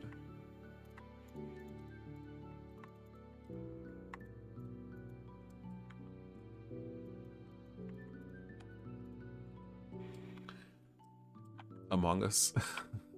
Among Us? Yeah. Yeah, there's a little bit of Among Us in here.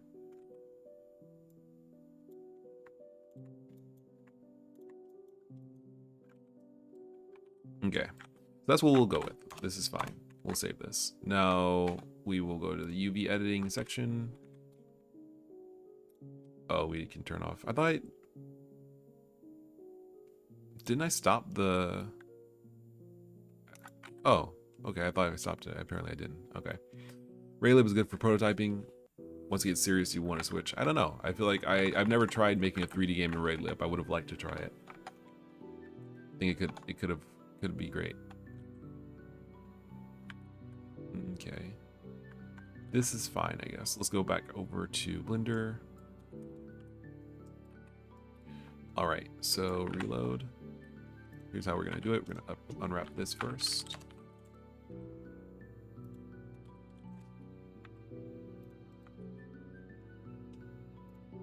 Tile set. Thank you. Vertex color. Thank you. No animation support for 3D unless you want to use IQM. I probably would have been fine with IQM, considering I don't know what's bad with it. Vertex baking animations. You mean like no armature animations? Yeah, that might be a problem. Might have been a little bit of a problem. Can I snap it to pixels, please? Thank you. Okay, so I'm just trying to see like what the scale is kind of like first.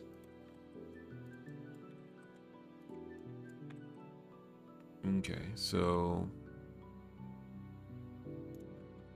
yeah, okay. So that kind of works. We're gonna yeah, we're gonna grab this.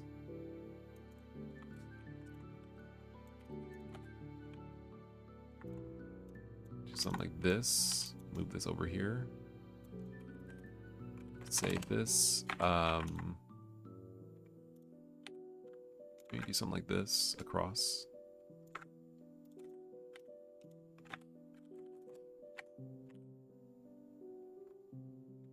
That's too low. We'll go with that. All right.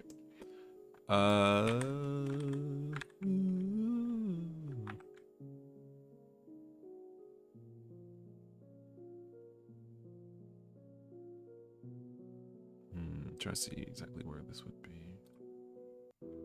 I think I like the top to have a little bit of it showing, so maybe we'll do something like this.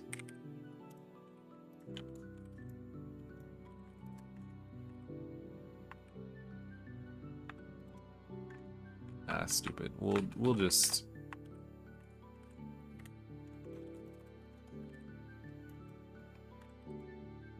smush it a little bit. All right, now these can all be the dark side.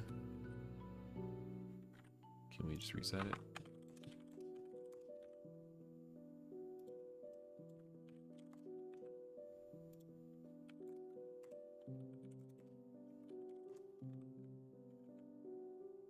These can all be like this.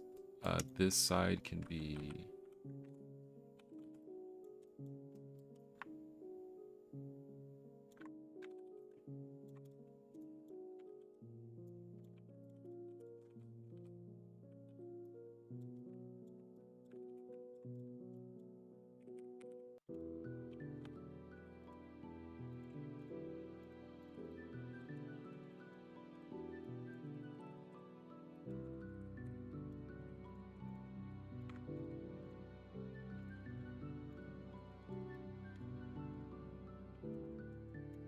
This feels like it's stretched or something.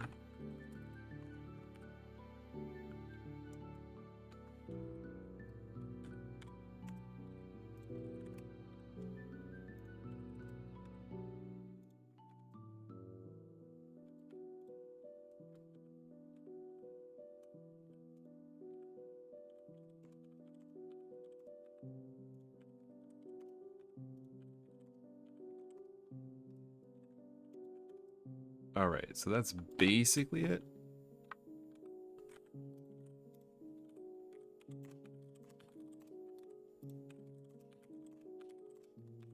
The animation format basically makes a bone in the vertex position for every frame of animation. It's pretty inefficient versus something like GLTF/Collada that saves bone position and interpolates. Okay, so then yeah, that probably just wouldn't work very well in practice. It might be okay for basic animations, but yeah, I think I would probably want something else as well. Okay, so we will do something like this. Oh. No. There we go. Like this.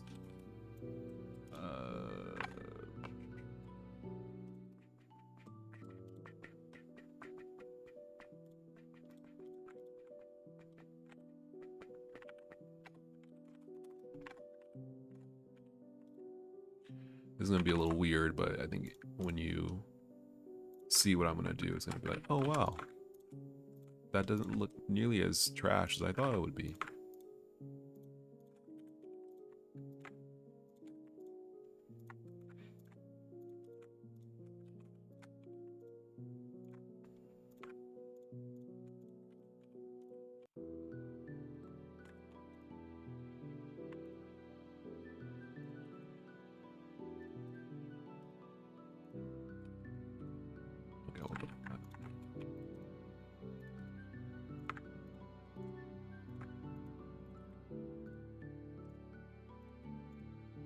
That's better.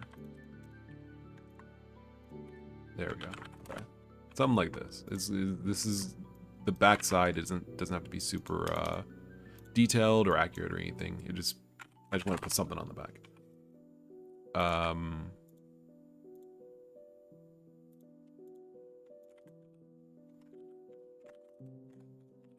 All right. Yes, this horrible, absolutely god awful, but that's fine. Caterpillar says, "Hola, hello." Yeah, I'm not sure if I'll actually end up using this. Now I think about it, maybe I'll just leave it alone. Like, it kind of does look like trash, actual garbage. I don't even know what's on the backside of a vending machine. That's fine. We're just gonna let's go with that. You got a vent. Yeah, I don't really know. That's fine. I don't want to look it up. It's fine.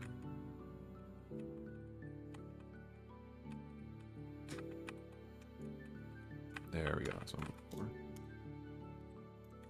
for. All right, that's fine, I think.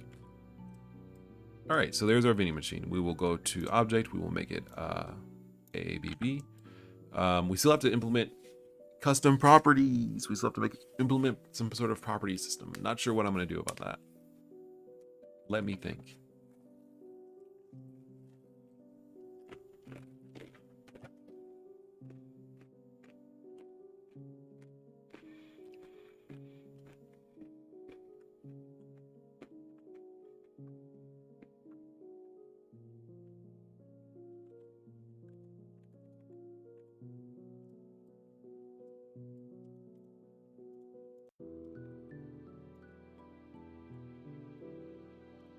I still don't know. I still don't know. I said I went like this. I forgot my camera's over there. I still don't know. I'm not sure, but we'll think about it. We'll think about it. I want the vending machine to be interactable, so we will make it have an NPC property. This is so awkward.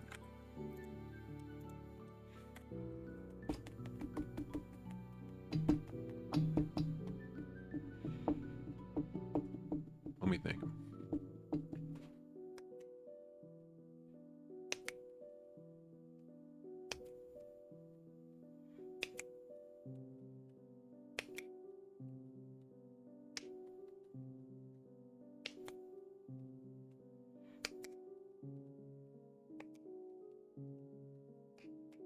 All right.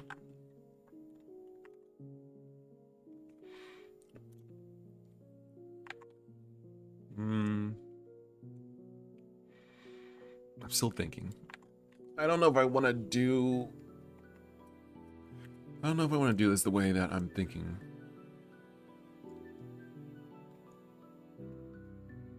Prop. Because doing this is going to get old real fast. In fact, it already has gotten old.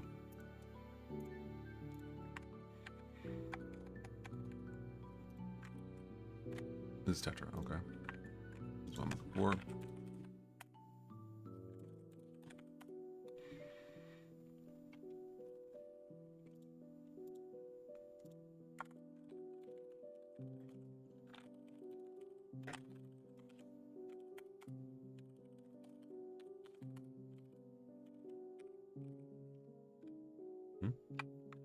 Oh, I didn't even realize.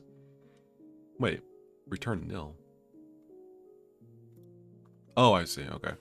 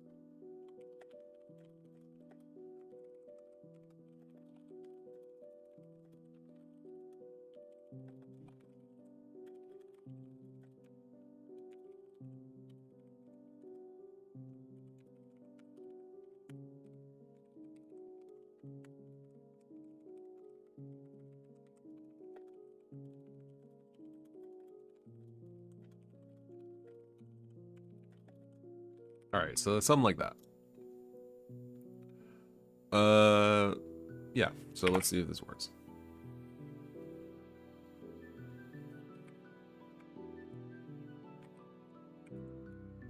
All right, so I can't bump into it. That's good. But it's not an NPC. Why could that be? Well, this should be.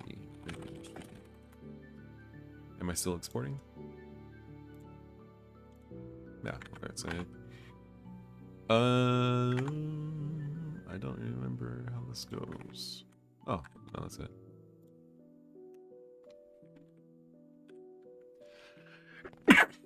That's it, okay. Cool. Oh, I have to say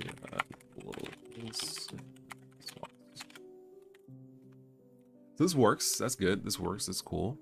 It's all chill. It's all good. Cool. So this works. Vending machine works. All right. We're dope. We're cracked.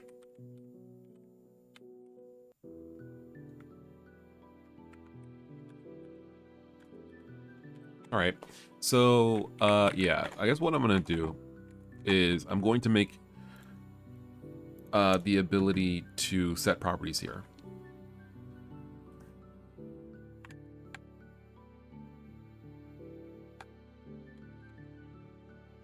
Yeah. So let's do it. That's the next thing. We will make a new window. Actually, I guess we can just close this real quick. All right, so we will go to Tetra 3D. We will close Blender, we'll save it. All right, so the idea here, we go to tetra3d.py. We add this property back. It's fine. BL ID is okay.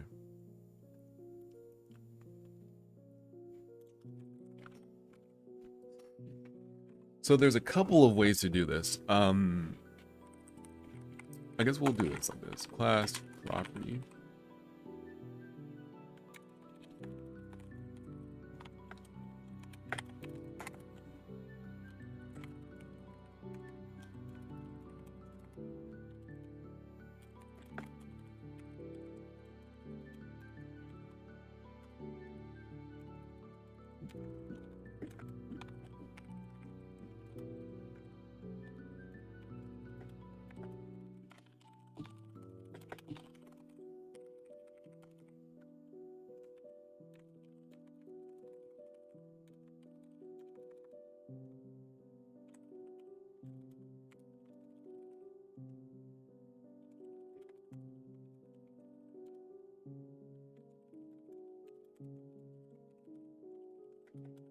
All right. So something like this might be what we want. Where basically we say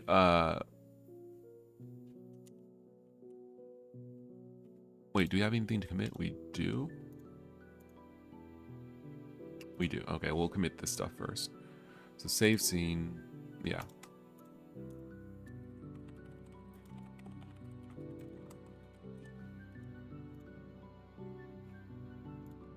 Whoops, actually, before I forget, library save scene.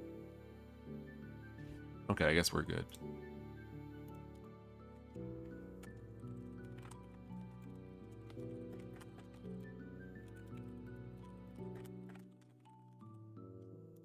I guess actually that would be a better name. Instead of save scene, exported scene.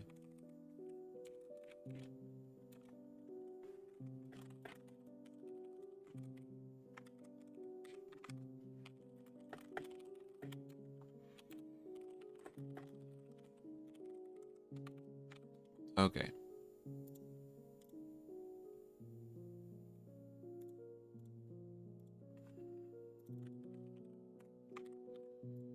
Cool. DAE. I don't know if this has that. Scene dot library. Okay, so scene dot.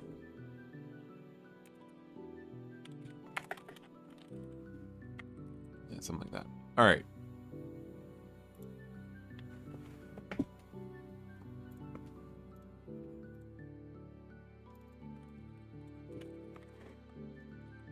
Scene that was exported in.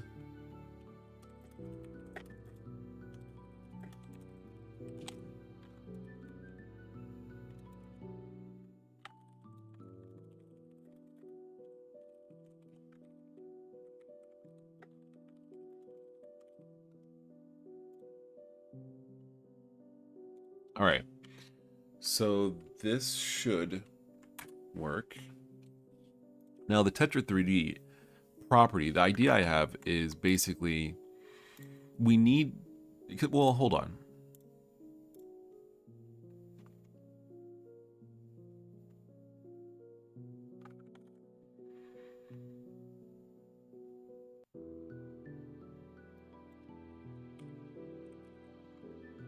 project Tetra 3D add prop. So yeah, we'll try something like this.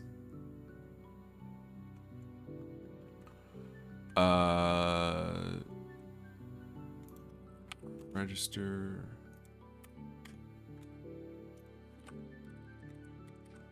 And unregister.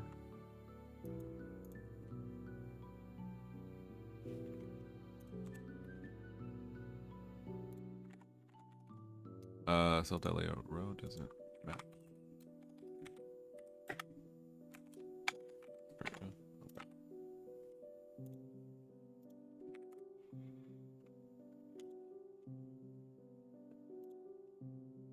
Object has no attributed custom properties. Okay.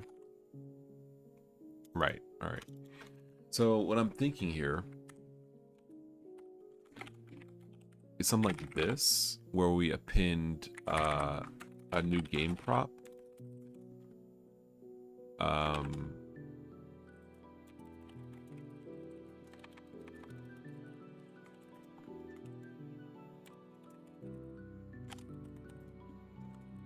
Something like that. This is the general idea. Let's close this.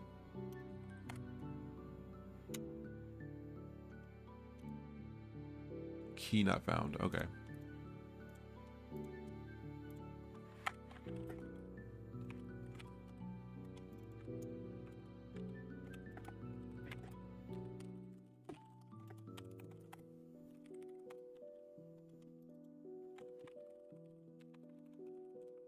Okay.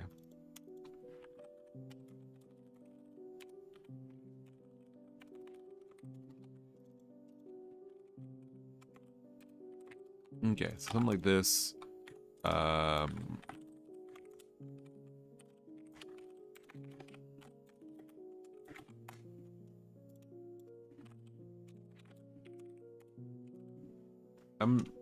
Is my screen flashing?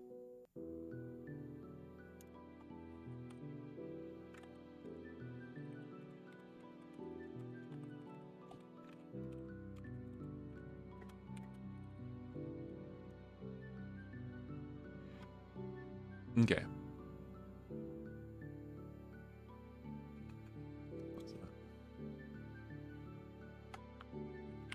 No? Okay. For some reason I thought my screen was flashing here. Has no attribute append.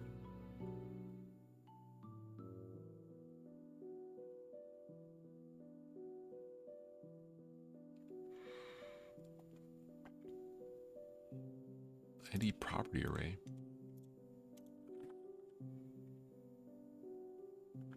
Property array.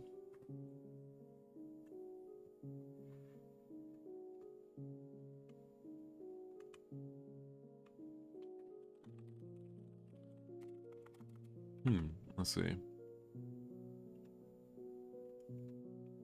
Electron.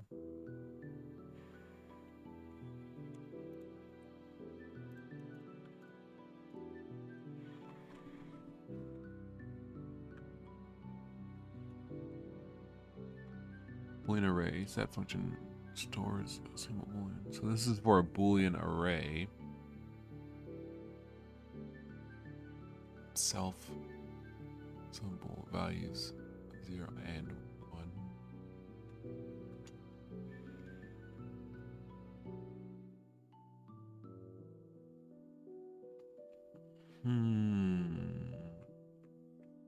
But these are properties. I'm not using properties.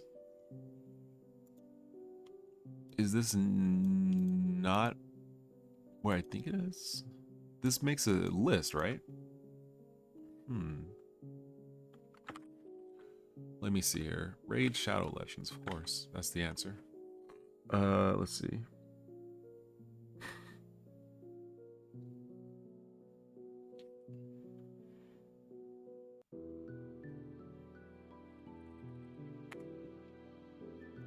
Not Clojure, Python. All right, let's see. Append.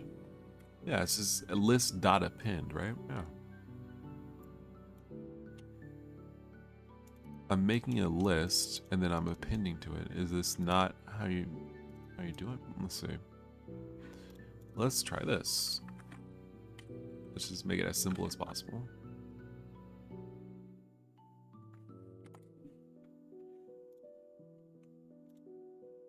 Yeah, ID property array has no attribute append. Okay. All right.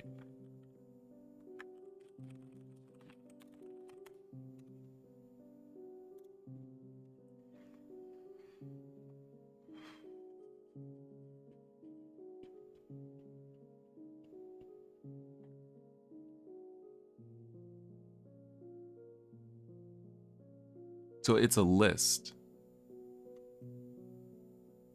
No, property group, property array. Return the array as a list. What?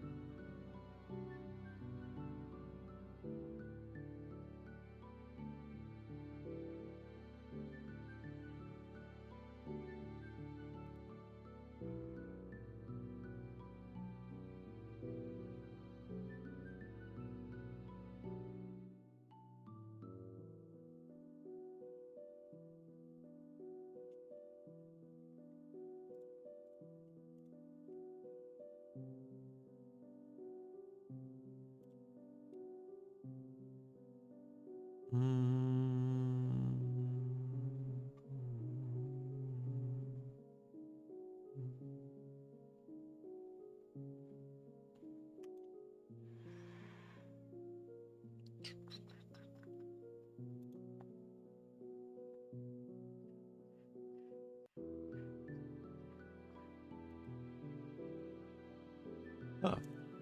This is an interesting problem.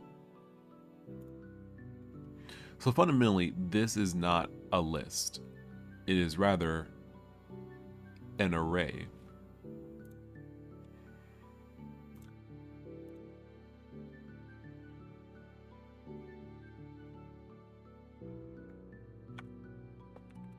What if I do that?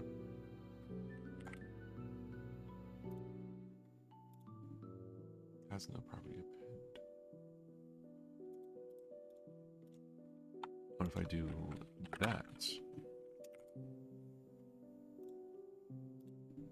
Still no property append. All right, so this is actually an ID property array. Well, then how would you ever modify it? How would you ever modify the ID property array?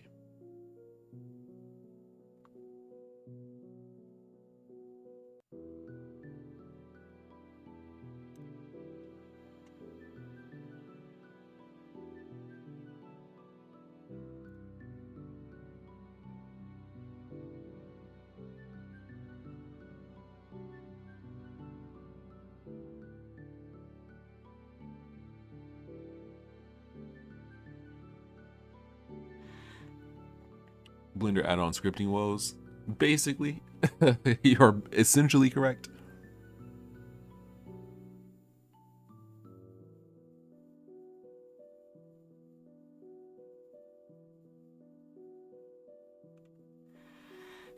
Okay, so here's my idea. Let's say, because I don't know if this is correct at all. I don't think it is, but let's say we make it a dictionary instead. And then we say, like, 0 equals 1. Or can we do that with the dictionary? I think so, right? Yeah. Let's try this.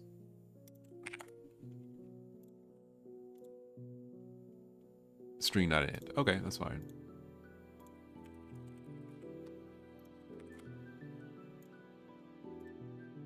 All right, no crash. All right, we're getting somewhere. So what we would need to do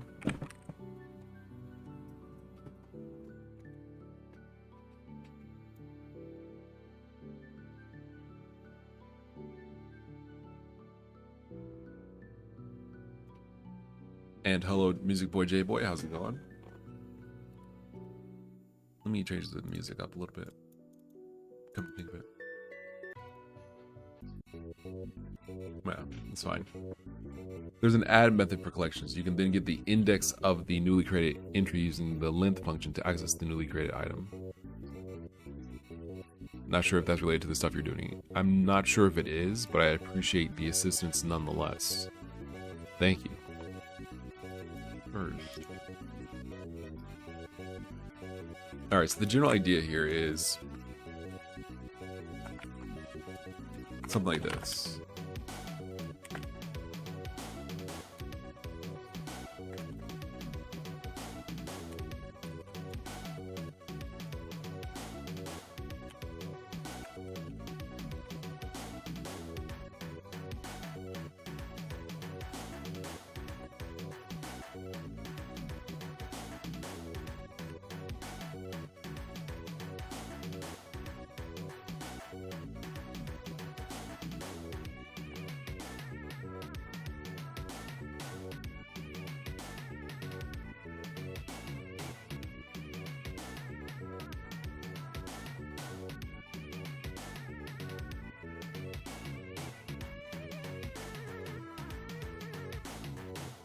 Music Boy J Boy says, I'm good, how about you?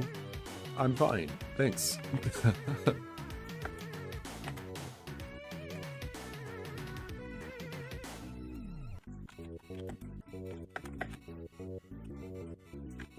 Alright, something like this. Maybe?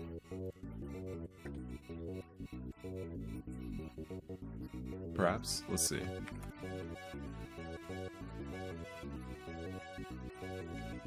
Okay, yeah, that won't work, because...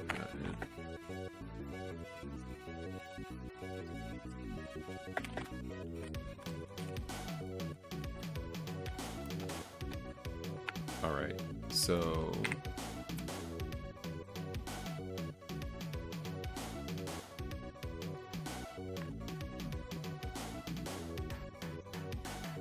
Yo, I think I might be there, okay.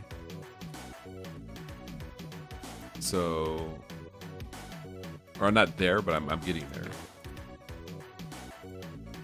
Add property, maybe. All right, so this is, it's reading. Okay, so if you add a property, we'll do something like this.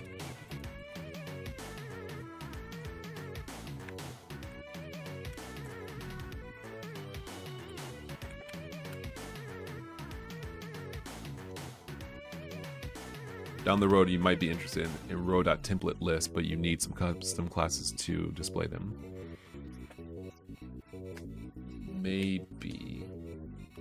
Maybe. I'm trying to see if I can kind of like brute force my way first.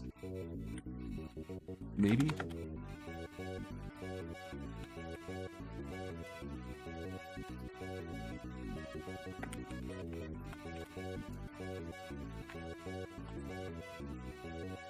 I closed straight up the wrong thing.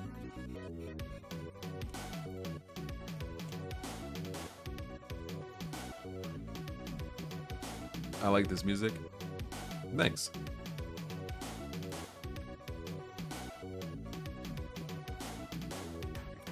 Okay, so...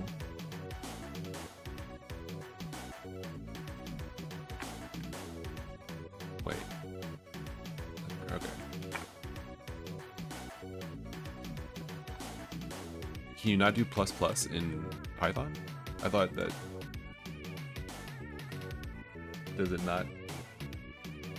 It's 2 plus operators.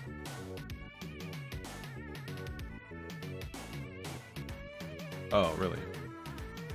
Really? That's surprising. Okay. All right, so I'm thinking... Close some of this stuff. I'm thinking, we'll see if this works.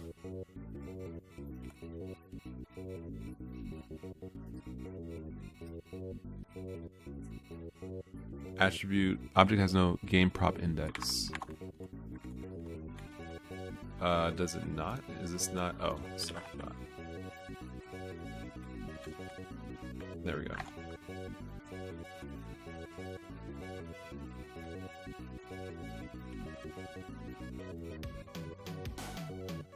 Can only concatenate a string? Okay, my bad. I'm learning.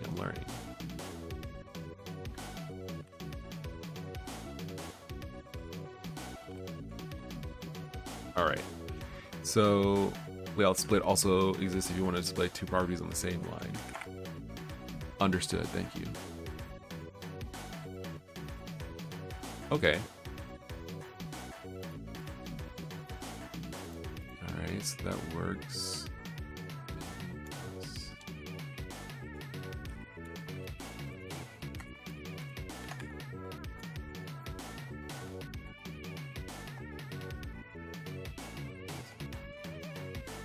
Gotta go, my phone is gonna die. Alright, thanks very much for coming through, Music Boy J Boy. Thank you very much.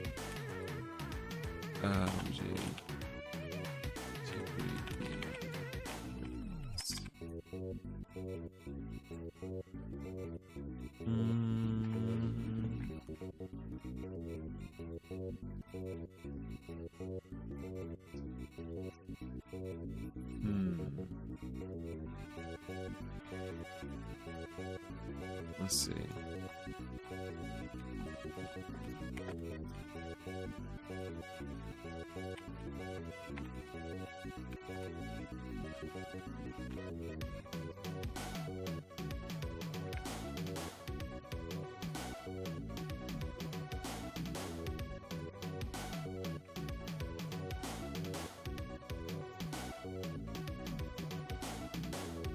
Is it items like that or is it this not items? I don't remember.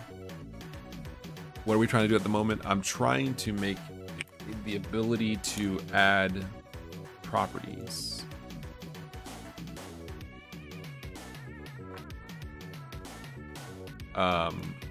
In a very kind of comfortable way, which I'm not sure if I'll be able to do it, but we can give it a shot. Maybe.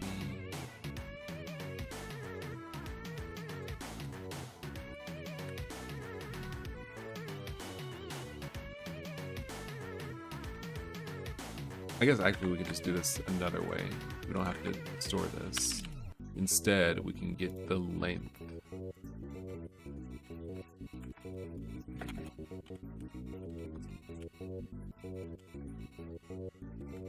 Something like this.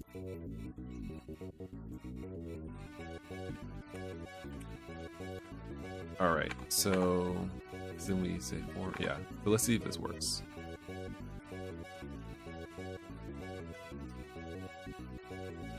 Yeah, exactly.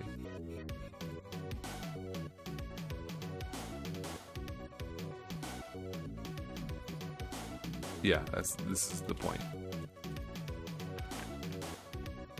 Could we just maintain a list of our own properties? Does it have to use the Blender-based property system? Python list should work just fine. That would be good if we could, but we can't store it. We have to store it in the object somehow, don't we? Because like when I try to create a list, like just like that, it doesn't work. But maybe it's because, hold on, what if we made our own list and then pointed this to it like this?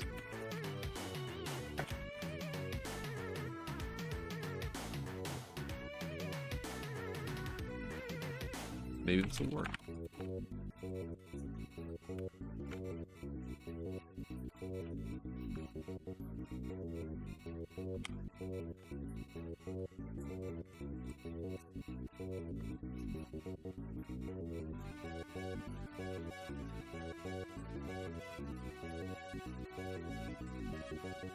Maybe that would work. Let's try this.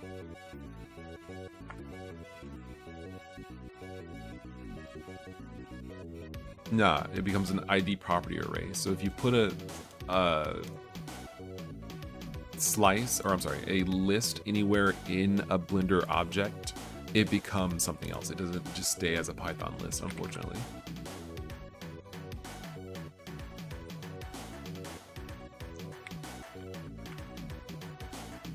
Yeah.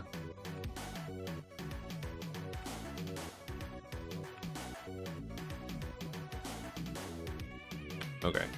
Skeleton says, re-ray lib, I really like it for prototyping quick apps and games, but I've once let it creep in quite far that I needed a rewrite to switch to a more complex alternative.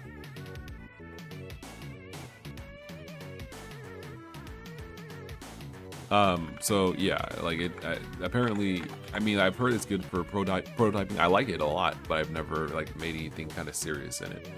I'd like to give it a shot, or at least I would have if the Go version, the Go port of it was like maintained. I think it might be maintained now, but like a year and a half ago, 2 years ago, I was working with it, and it's just the Go port of it was just like kind of outdated.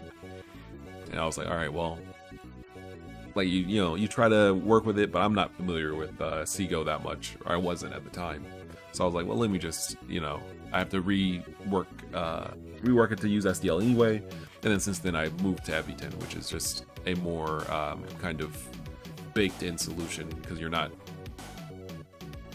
like working with a library that has bindings. You're just working with Eviton itself, which is easier, I think.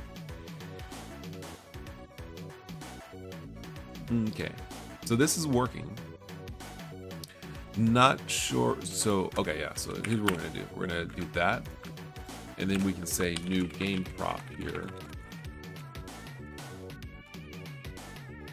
Whoops. Not new game prop, and then pass like game property.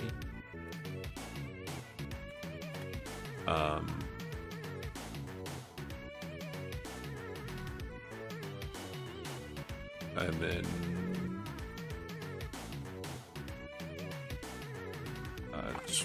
something like that. Okay.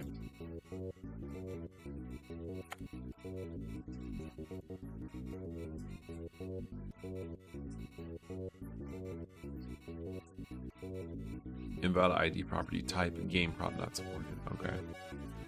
Is that because I need to like, well, I mean, it doesn't really matter if it's a specific class. It doesn't need to be a class. It's just something to hold data. So we'll make a game prop. We'll just make a function that does this. New game prop. It just returns a dictionary.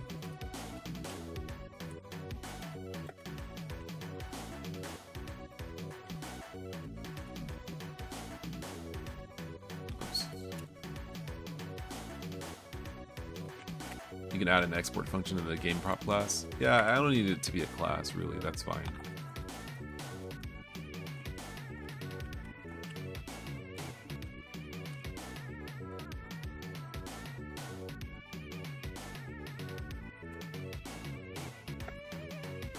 Something like that. And then we can just say new.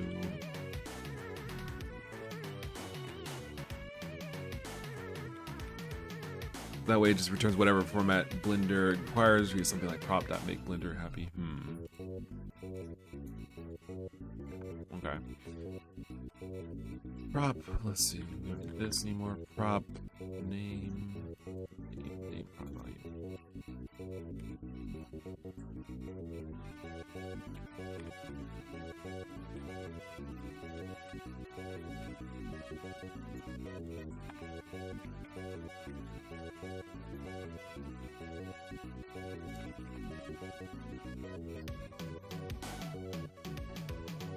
All right, let's see. So add property, new property.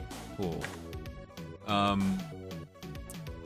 No idea how I'm gonna actually make it so that you can change these properties, but this is the core idea. Yeah, it's the concept. So we might split this out into its own like Python file because it's a little complicated. Let's see if excuse me, if T3D. Okay, row. So we got the label. We would need a property, which is going to be the context object.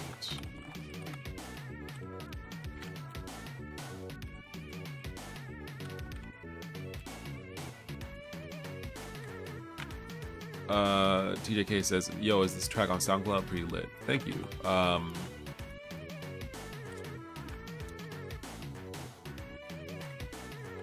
Is it? Which song is this? Grounded? I don't know if it is. I'm not sure if it is on SoundCloud.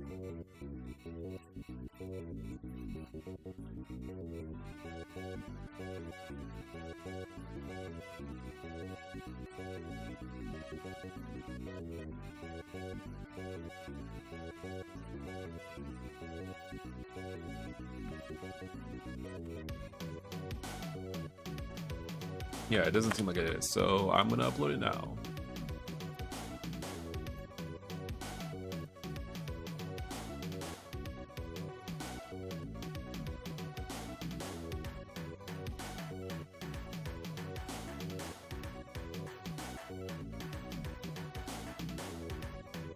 Oh, whoops, I didn't mean to.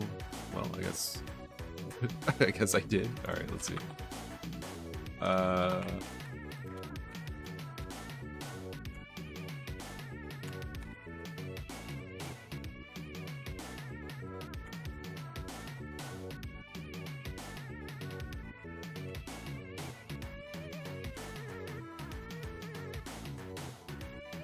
All right.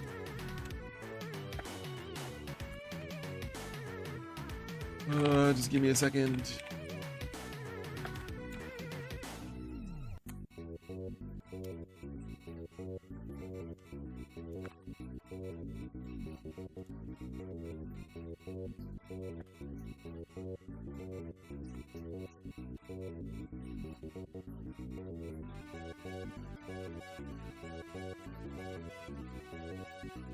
All right, there we go.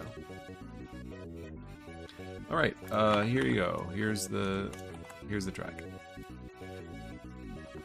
Crystalline interop with C and C++ is so good and easy. Basically makes available all good C and C++ libraries with some simple wrappers. Oh, that's great to hear. Fantastic.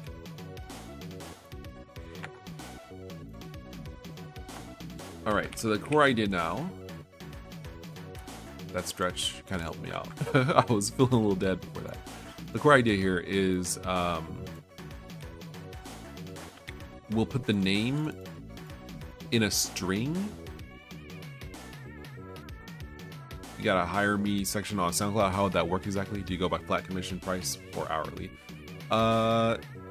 Email me about it, I guess. Like, email me about it. I don't know if you're asking because you have a project, but if you have a project, email me about it, and then we can work it out, because I'm not sure. It depends on what you need. If it's like, oh, I need, you know, one track for like a, you know, a game jam, then it's like, yeah, maybe it's a commission. But if it's like, oh yeah, I need like, you know, a song for, you know, Mega Man game, where it's like, yeah, you'll have like 15 different songs. Maybe I'll work hourly in that case. It depends. I don't know. You know, it depends on your need. But yes, please feel free to check me out on, to email me rather at solarlune@gmail.com, or DM me on SoundCloud or whatever, and we can see about working something out. I'd like to make music for other people's games and projects. Okay, so the core concept here is we will register something specifically for, where is this thing?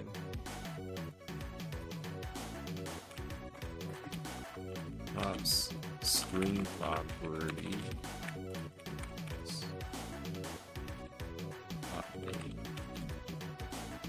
Default description. That's fine. Is it just limited to music or coding also?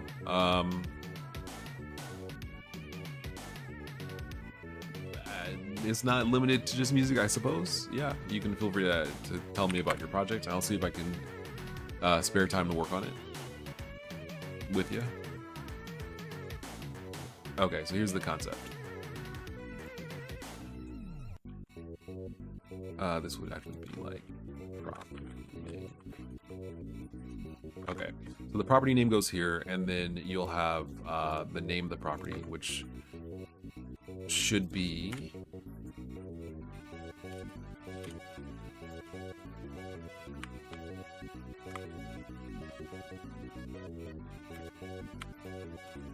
I'm not sure if I can do that, but we'll test this out first to see if I can even assign it directly to the property.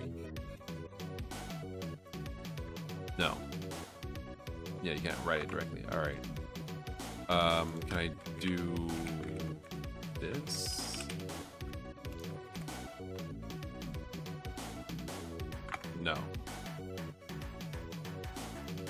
All right.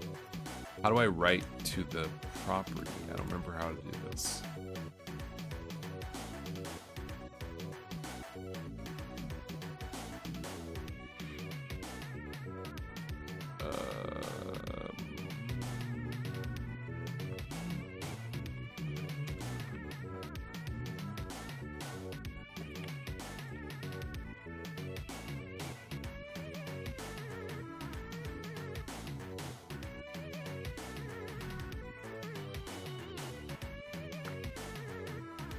Well, I guess the get and set for this would be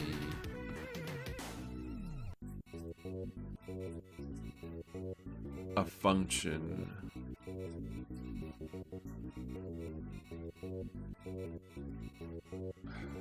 I'm thinking, hold on. Yeah, let me see, can we write directly to it?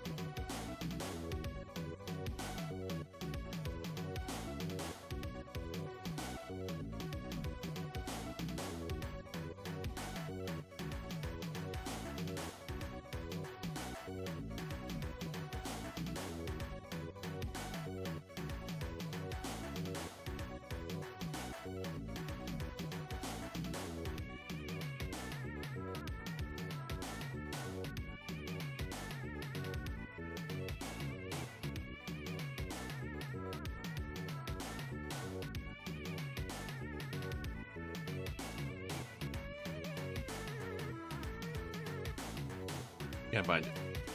Trying to find out exactly what I'm looking for, but I can't seem to do so. So what we're trying to do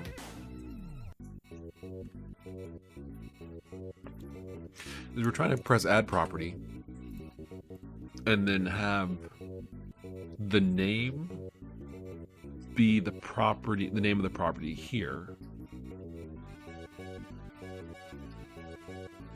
So the data is definitely there. It's just a matter of, oh, Zylex says, hi, what are you working on today? Hello. I'm working on making game properties easy to set and alter. If you used the Blender game engine before, it was pretty solid. It was pretty good. About like having a button that you could use to add properties, and then you could change the names and like reorder them and stuff like that. I want to do something similar because the custom property system, while functional, is awkward. Because basically you have to, like, you press new to add a new custom property, then you can change it to be a float value between 0 and 1. Or you can press this gear to basically like change stuff and be like, oh, you know, let's change the max, let's change the minimum, let's change the type, which is okay, but it's better. It'd be better if it was just a little cleaner, a little easier. So add property works in that it adds a dictionary of data to the object that we can alter. But what I want to do is be able to then basically display information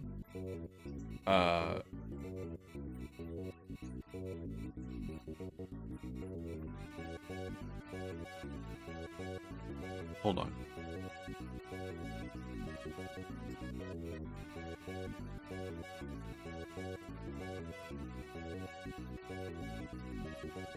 Yeah, I want to then be able to set display information related to that data.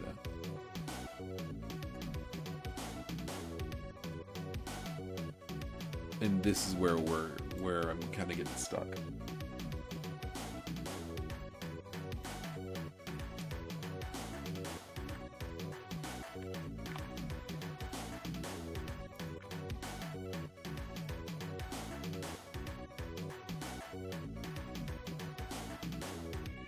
Attribute error. Writing to ID classes in this context is not allowed.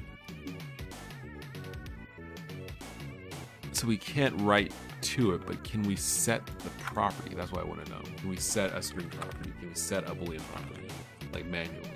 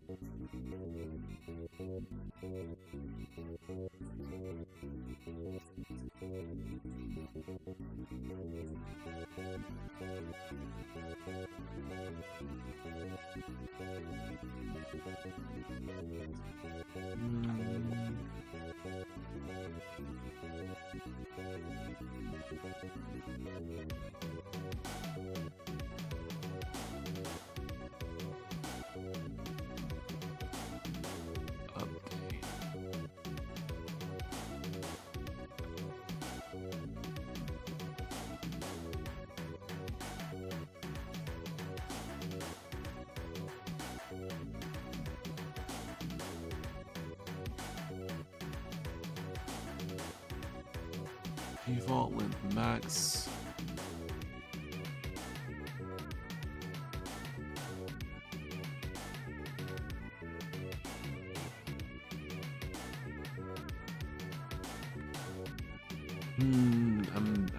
I'm getting there, man. If you think I'm not getting there, you're wrong. At least I hope I am. Let's see.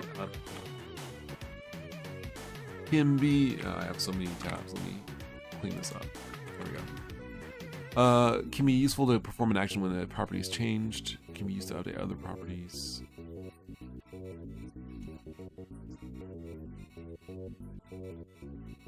We could define a custom getter and setter.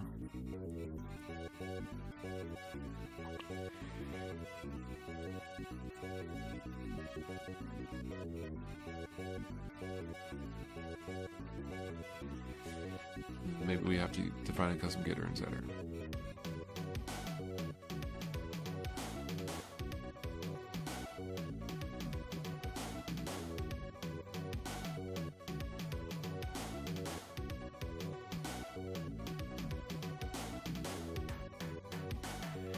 A collection example.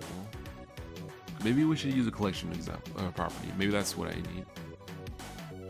Because I can make a collection that is the name and value and stuff. Oh, yeah, that will work. Okay, that's what somebody suggested. I think it was TJK? No, Annotator.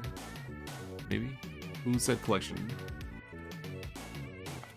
Annotator. Okay, yeah, that's probably what I need.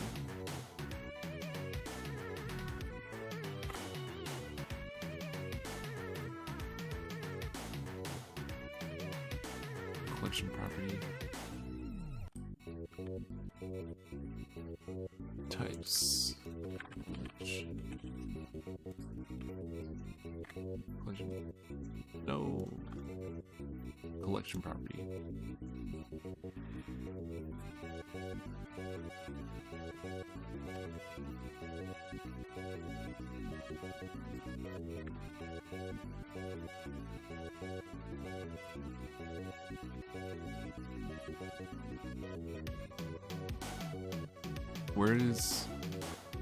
Where does he get the add function from?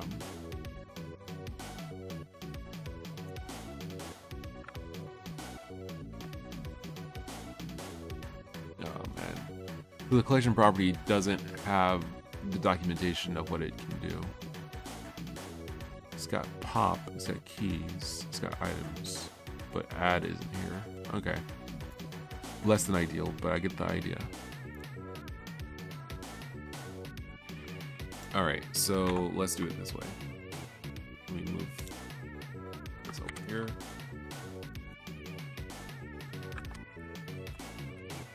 Alright, so class game property. Oops. Property group. name.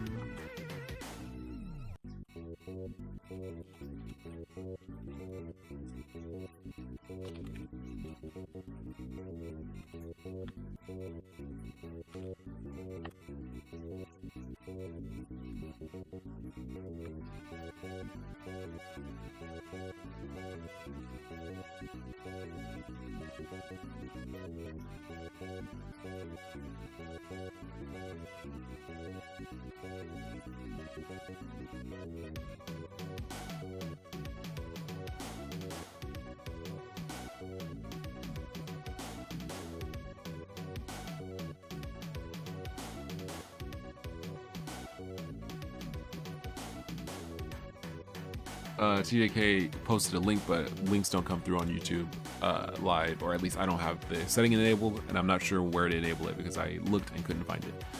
So sorry, I'm not sure. I'm not sure what you're referring to, but I think I'm getting there.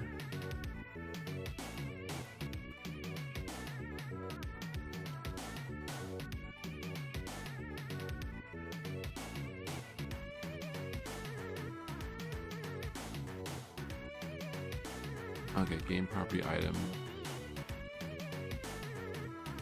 So then this would rather be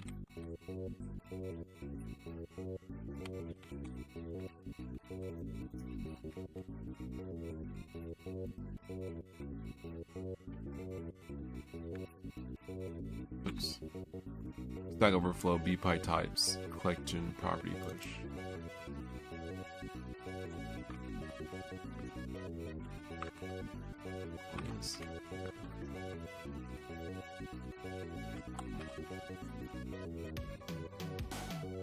Collection of property.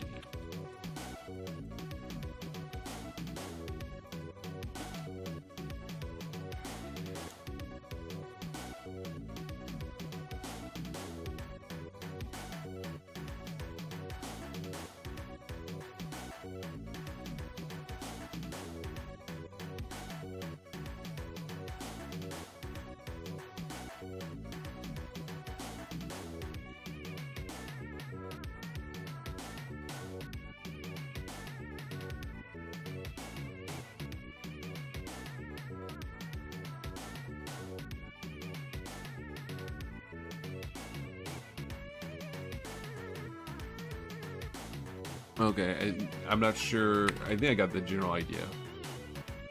Let's see.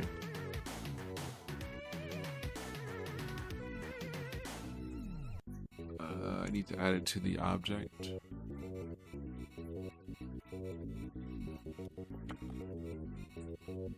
Or no, wait, here.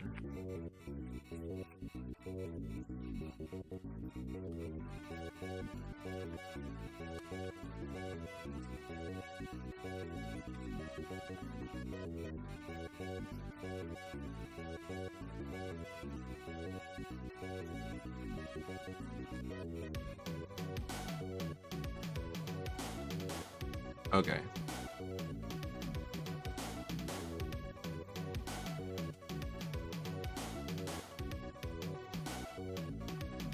So here we want to say obj.t3d game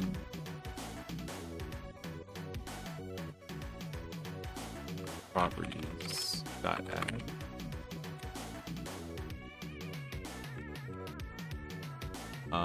So we got the name, we got the default game property item.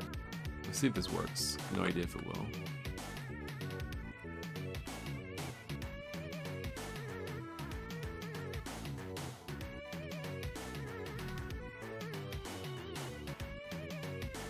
Looks like it did. Game property item is not defined. My bad.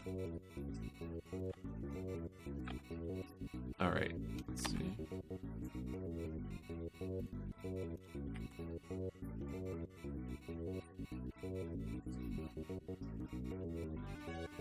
Again, my bad. All right.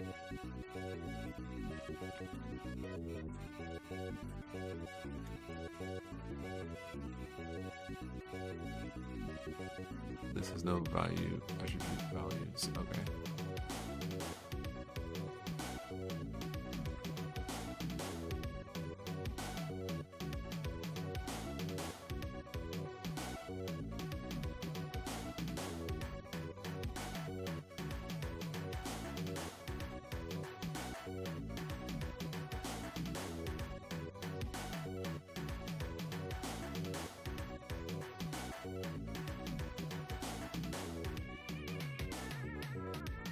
This is a list. So then we want name, I guess. Something like that. Let's try that.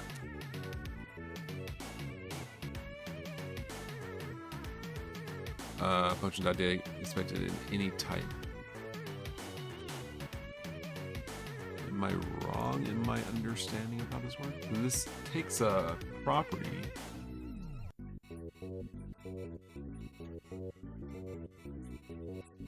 Prop name. Is that wrong? Collection.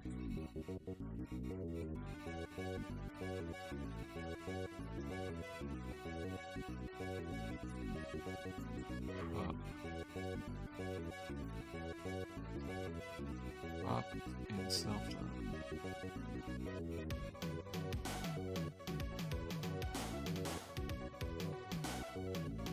Layout dot prop name. Expected in any type, not ID property group.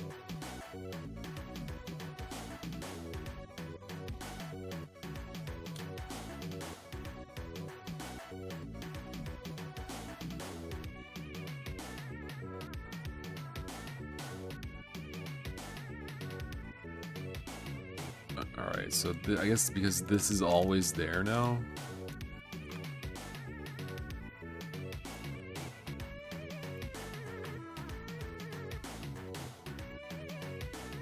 Alright, here's what we're gonna do.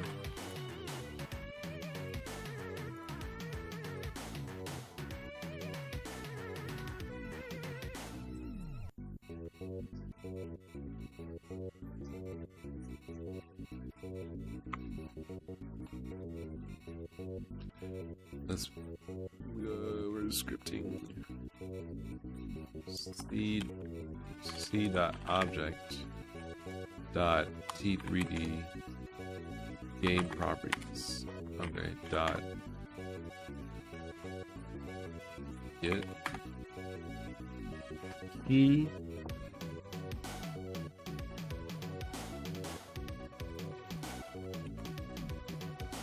okay.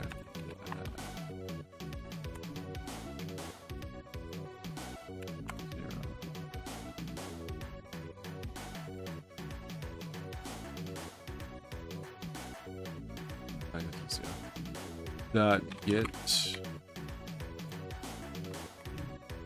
okay.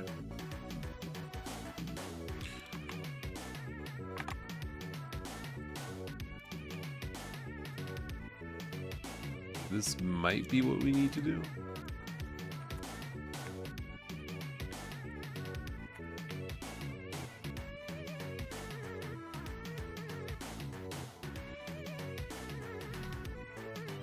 There should be an extension that allows you to rebuild the add-on when you save. Oh, really? Yo!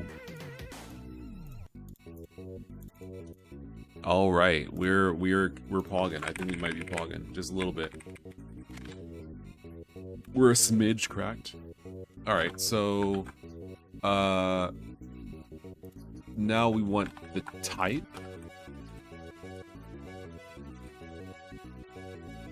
Which is going to be an enum property.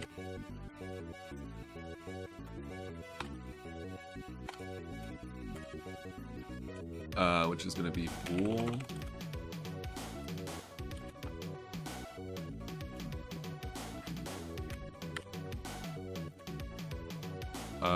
Let's see.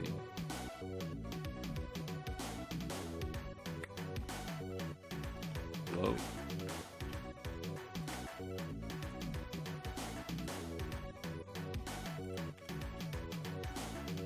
string.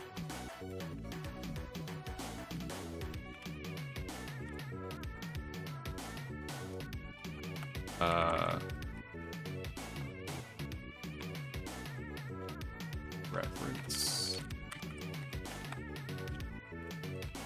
All right, so the type here, value type is going to be, now the value is going to probably need to be a string so that it can hold anything, or maybe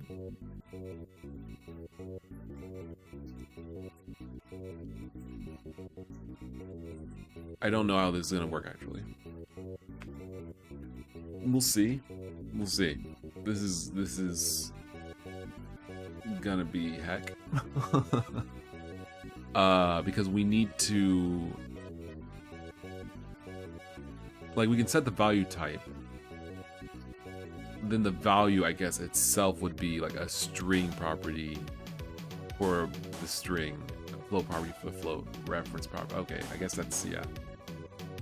All right, I guess this would work. Let's see, enum. Items, okay. Sad Sam says, hey, hello.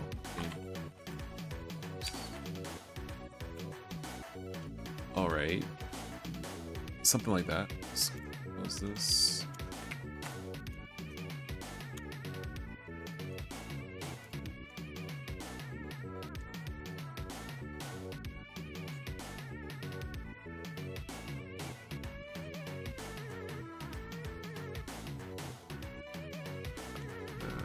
Couldn't register because not found in enum members.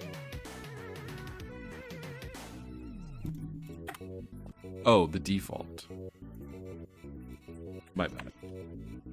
We'll just, we might be fine not to do it. It's been a while since I got your stream working a lot now. Oh, that's good.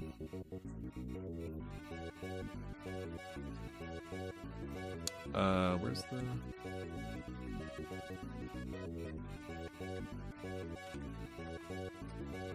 Oh, I guess I just didn't. I'm not. Yeah. Volume type.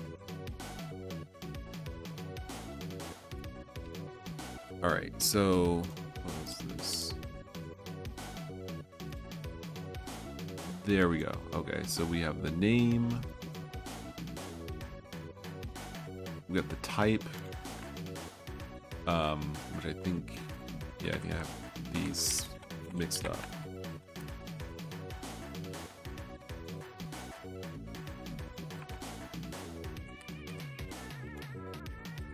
Oh, cool. Save. All right, so then the idea is value bool.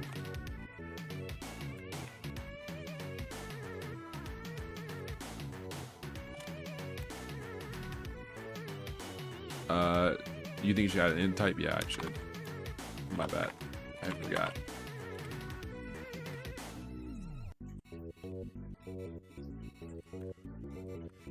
Excuse me. 4, 5. Okay, cool. Bool type, yeah, name. That's fine. Value int, values. Reference. Okay, so this is the idea here.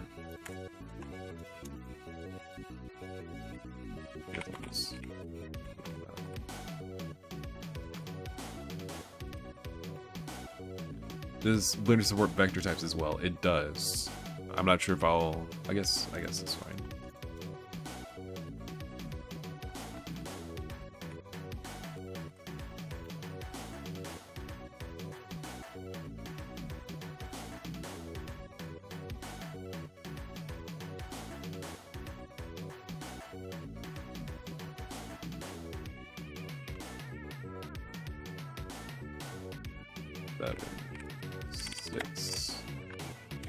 Alright, so then value bool int string, wait, bool int load,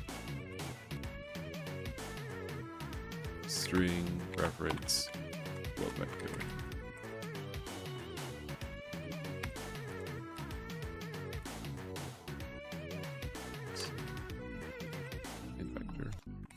int vector, float vector. Okay, int vector, float vector. Cool.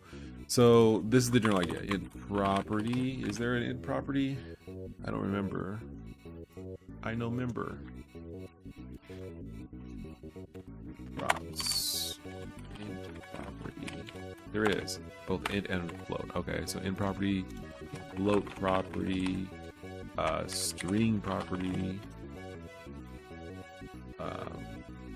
Let's see, reference. It might be string property. I'm thinking like basically file path, directory path, file name, byte string, password, none. Nah, I'm looking for, is it a pointer? No. I'm looking for like the ability to point to an object. I assume that would be string, but maybe it's not. Pixel unsigned. Like, how do you point to something else? What is reference? Yeah. What does the reference property do? It's supposed to point to objects in the scene. Yeah. So you can be like, you know, link from this object to that object, that kind of stuff.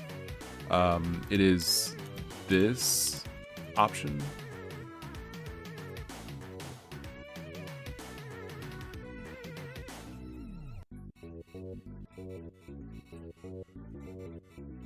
That kind of thing. I guess it's not that useful, but it's, I don't know. It would be a cool option. This must be a string, right? It must be a string property. What's the enumerator? It's gotta be a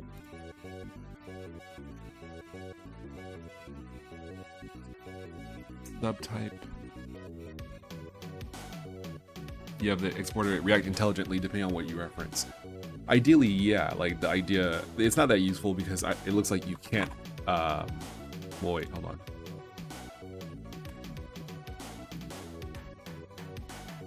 Okay, yeah, you can reference things that are in other objects, other scenes. So you could like say, oh, I want this, you know, this is a doorway and I want to like reference the other doorway. You could do that. You could say like, oh, drop down, you know, doorway 2 as an example. Yeah, so I mean, like that would be cool to have. I assume that it's one of these subtypes, but maybe it's not.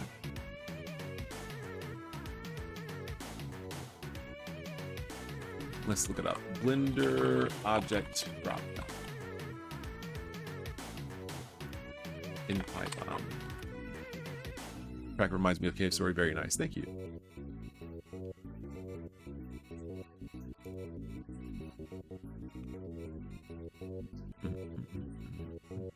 I like this guy's theme. It's nice. I will change the music again. This is kind of Cave Story-ish as well. Is it ID? Is it an ID?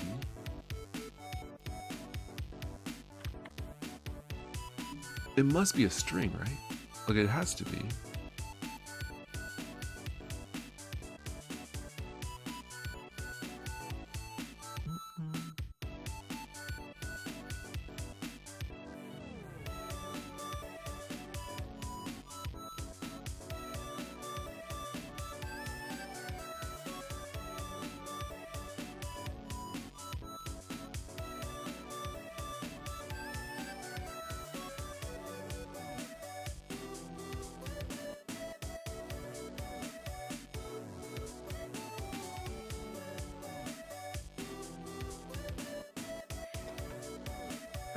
Maybe it's not.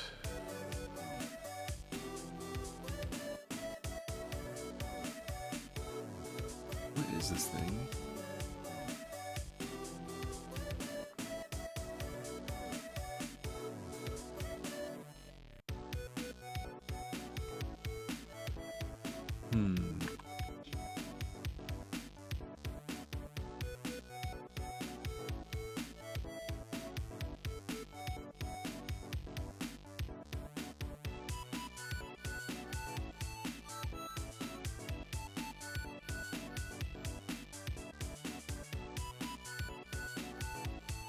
Isolating any contents. Let's see.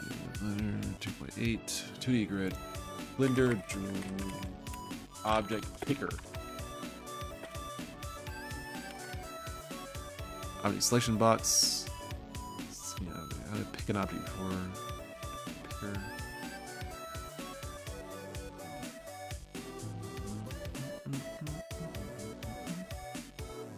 Yeah. Okay. UI layout prop. Just give it to an object and it will do the rest. This will draw a camera picker. Excuse me?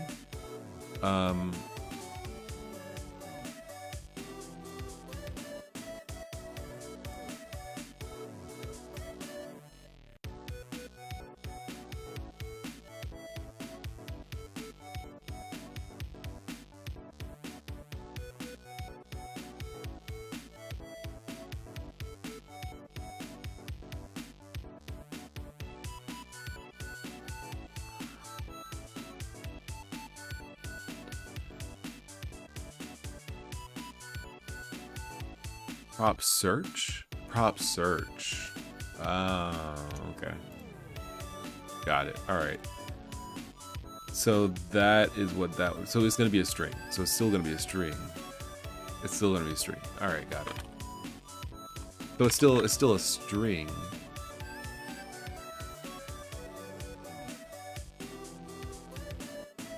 Yeah. Fine. All right, cool.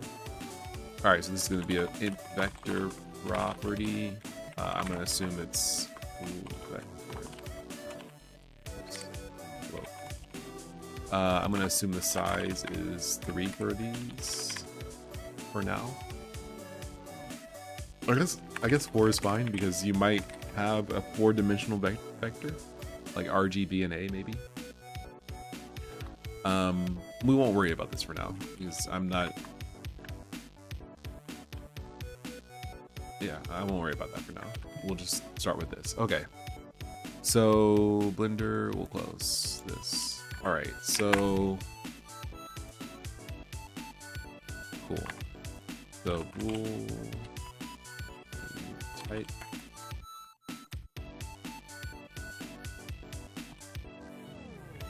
All right. So row dot prop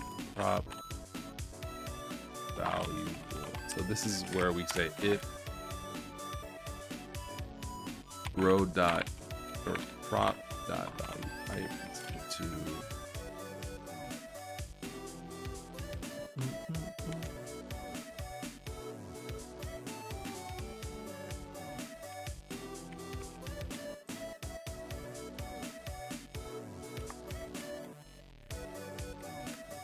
okay, so type to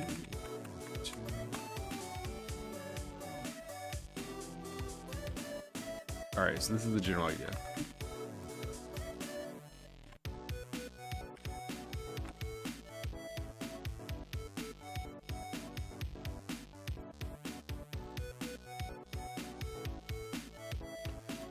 All right, close.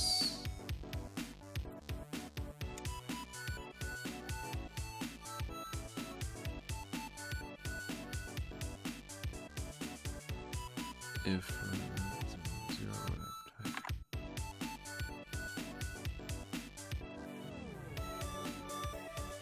all right, well, it's not working, but it's also not crashing, so that's good. If prop.value type is equal to 0, then prop value bool.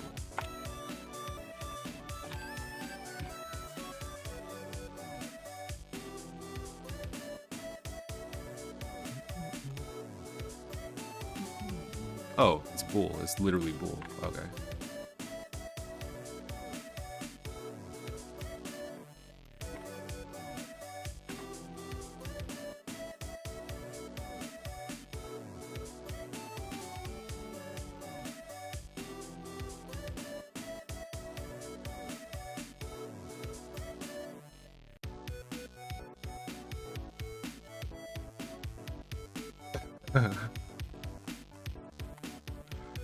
All right, so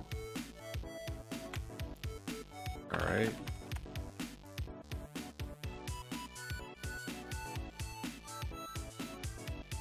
we can't copy to select it, so we have to make a function, a button that does this. Kind of funny, but you've gone full circle in a way. Yeah, this is basically the Blender game engine.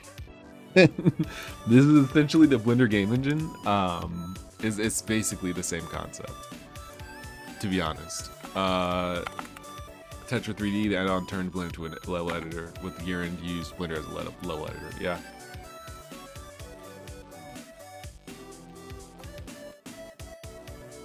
Okay. So, hold on. Okay. So, as I recall,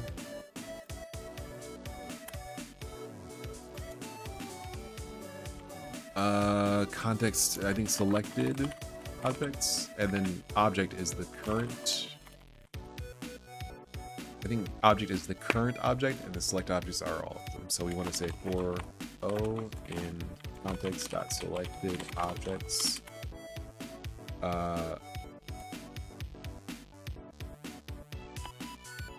Let's see. I'm not sure what I would need to do here. D3 game properties.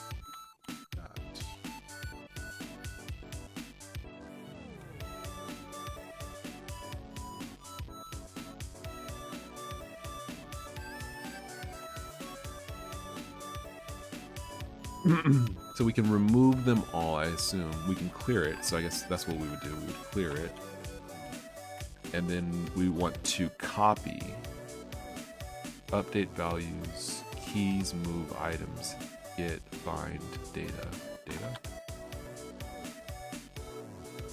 Add as bytes. Data find for each get, for each set, get, item, items, keys. Okay. So it's going to be something like obj.t3d properties. Oops. Hold on.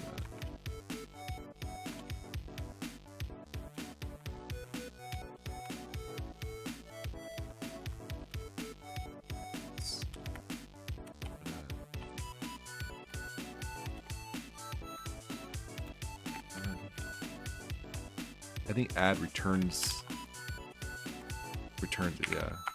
Okay. Add 0.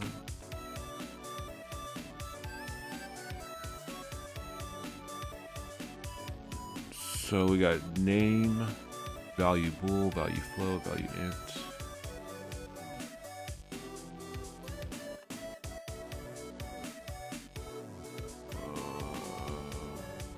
Not sure if I can do this though.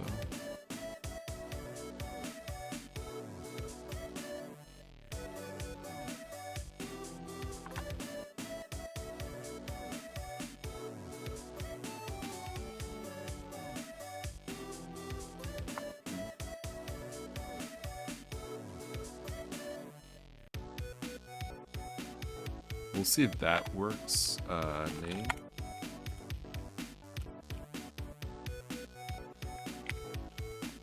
Okay, so alright, so that does work. So this should work. So we can set the name, the value type. So if we can do that, we probably can say like for KB.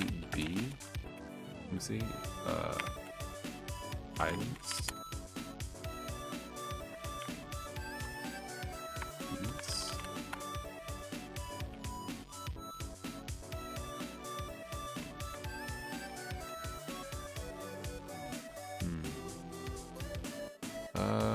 Maybe we can't do it that way. Yeah, I guess not. Alright, so we'll do it this way.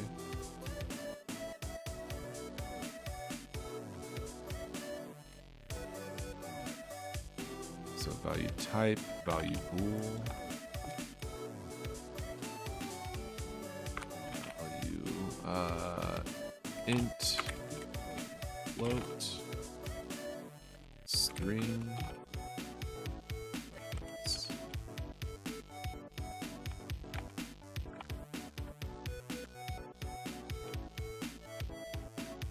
wait, can I do,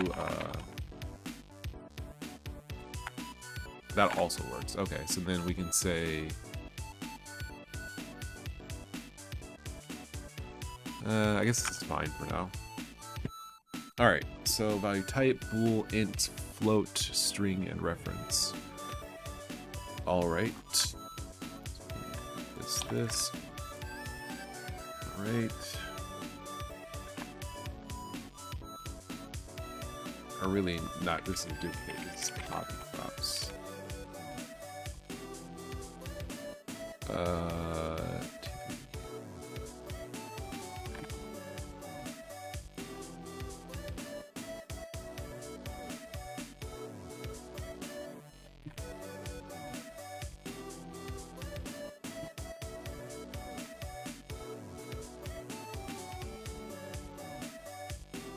Is there a description type? It's 1:30 already. Dang, I've been going for like 3 hours, 3.5 hours. Let's see.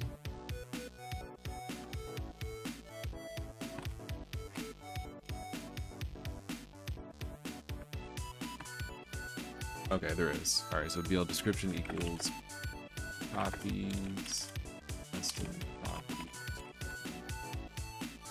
current.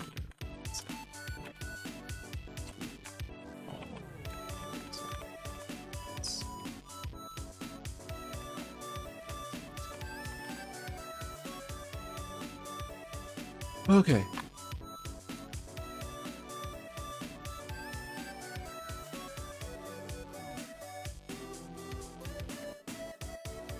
All right, so right now you just export whole scenes as a single GTF models, as single GTF files. Yeah. Currently, I'm exporting whole scenes as GTF. Well, not just whole scenes, but the entire file as a single GLTF file. But you don't have to do that if you just split up your scene into multiple individual files. All right, so let's close this and reload, see where we are. All right, no crash. Luna is back for another stream. Hello, welcome. Welcome indeed. If you had a way to make the exporter only export individual models in the scene rather than the whole scene, it would help with asset hot reloading without restarting the game.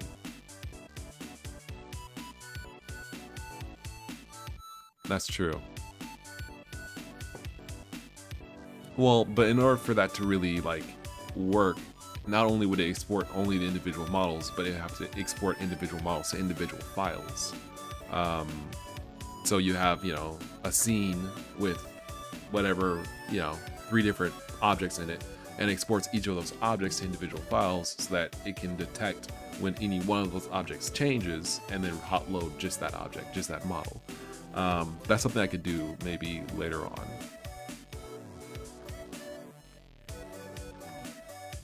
This is what I was looking for. All right, so let's see if this works. No crashes, no crashes. All right, we're good, we're good. I forgot to actually add it to the UI here, which is here. Yeah.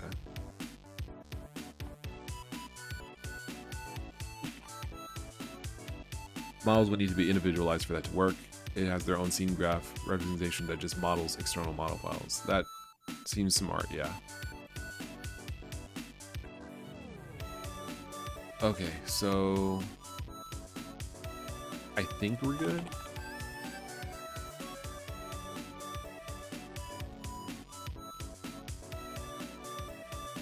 All right, nothing happens. That's good. No problems.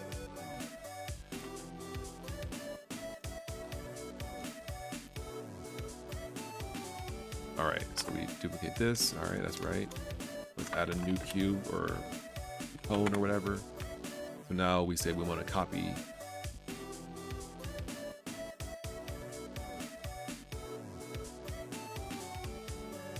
This is sick. Oh, this is sick. If I can, once I get it like loading into into Tetra, oh, you won't be able to stop me, man. You're gonna be like, what happened? Where'd he go? Where'd SolarLune go? You let me achieve my final form. You never should have let me do it. You fools. Also, thank you for watching. All right, this is getting pretty sick. So value float, we still need string and reference.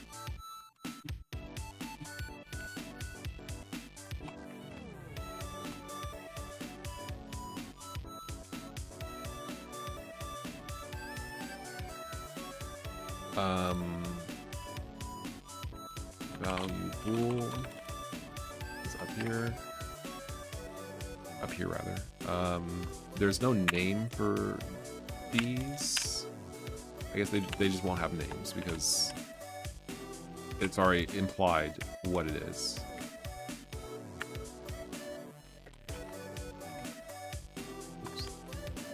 SolarLune, be right back. Gotta make a janky multiverse. That's exactly what I'm doing. Okay, value pool. Oh, I guess I have to say name is blank.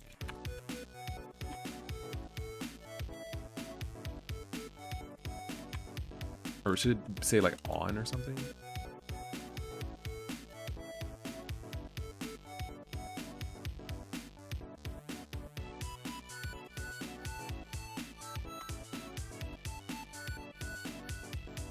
All right, so reference, okay, yeah, reference value.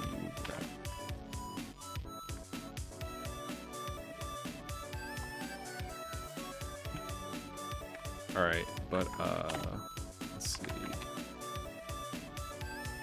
Props. Wait.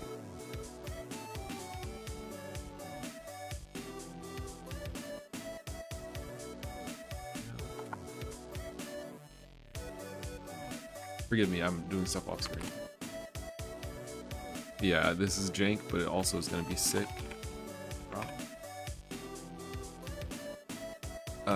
Eyedropper? What did he say? It was like camera, right?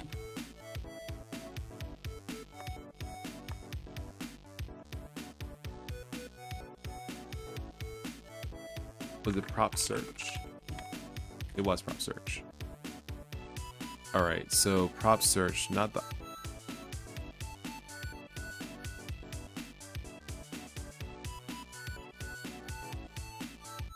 These are all icons? Okay. Data, property, data from which to take the property, identifier property and data. Tetra 3D plus Blender 3D equals Tinder 3D. That's something else entirely, I think. Prop search. Prop. Let's see, the data is the property. The string is the identifier of the property in data. Oh, okay, so it's this. But then search data, search property. Search data.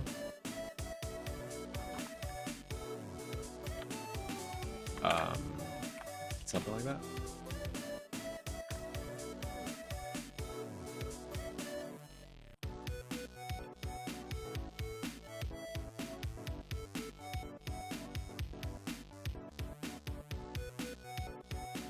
Let's see. Oh, it needs to be lowercase bar.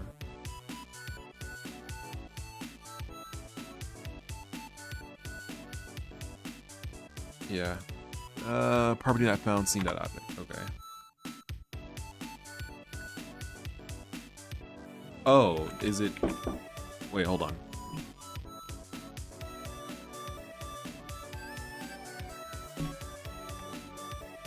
All right. I think I'm on the right track, but I think maybe search property. Maybe it's the actual value. Maybe we're looking for prop that value reference.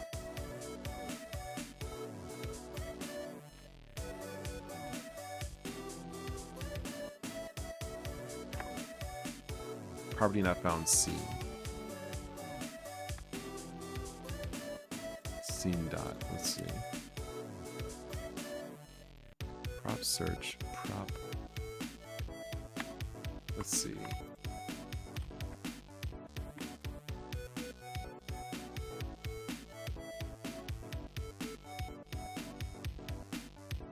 Since poll. Scene. Okay, so is it just? Maybe it's just like that. Maybe that's all I need to do. There we go.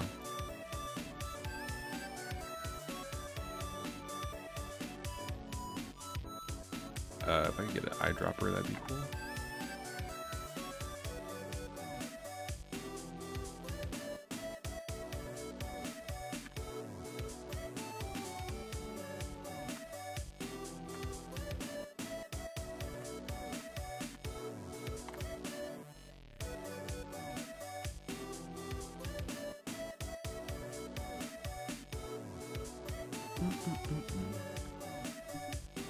Automatic identifier of search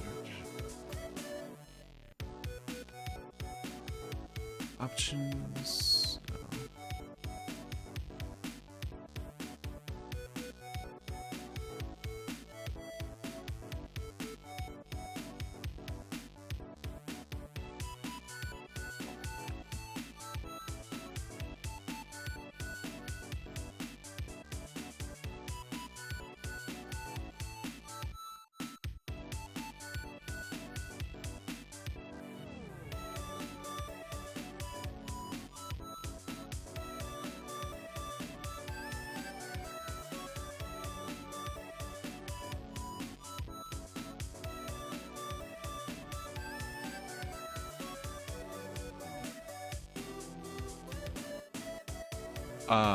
Okay. So this then is, we don't need a string property here. We need a pointer property with the type being the pi.types.object value reference. Then it becomes a prop. Ordinary prop, something like that. All right, I think we're there.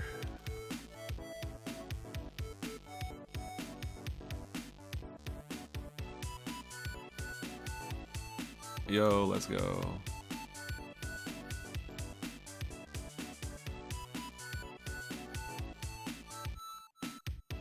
All right, so I'm tired. Let's do one last thing, which is, I don't know if this is even still open. Yeah, it doesn't exist. All right, let's start fresh. I'm gonna save this as an add-on, whoops, add-on test here.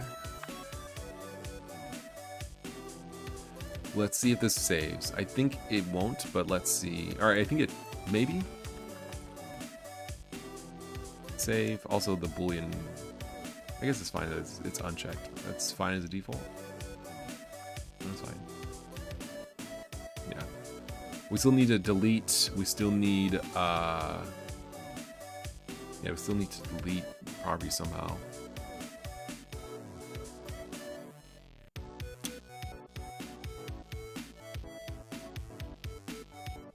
Alright, so let's try exporting on save to a GLTF. Alright, no crash at the very least. Yo, it actually does save. That's crazy. That's crazy. That's crazy. That's crazy. That's crazy. Oh, okay. So this is the name and it being bool, and then the second one is the name and the bool. I see. Okay.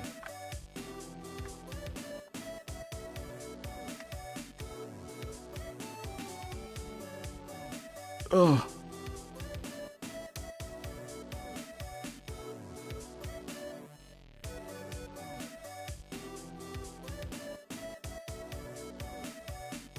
All right. So we just need to add a couple buttons for you to like rearrange this stuff. I think there's some, isn't there some like ability to drag things? I know you can drag this stuff, but these don't have any like reason. Like I know you can, there's draggable elements like this in Blender, but I'm not sure if you can rearrange things.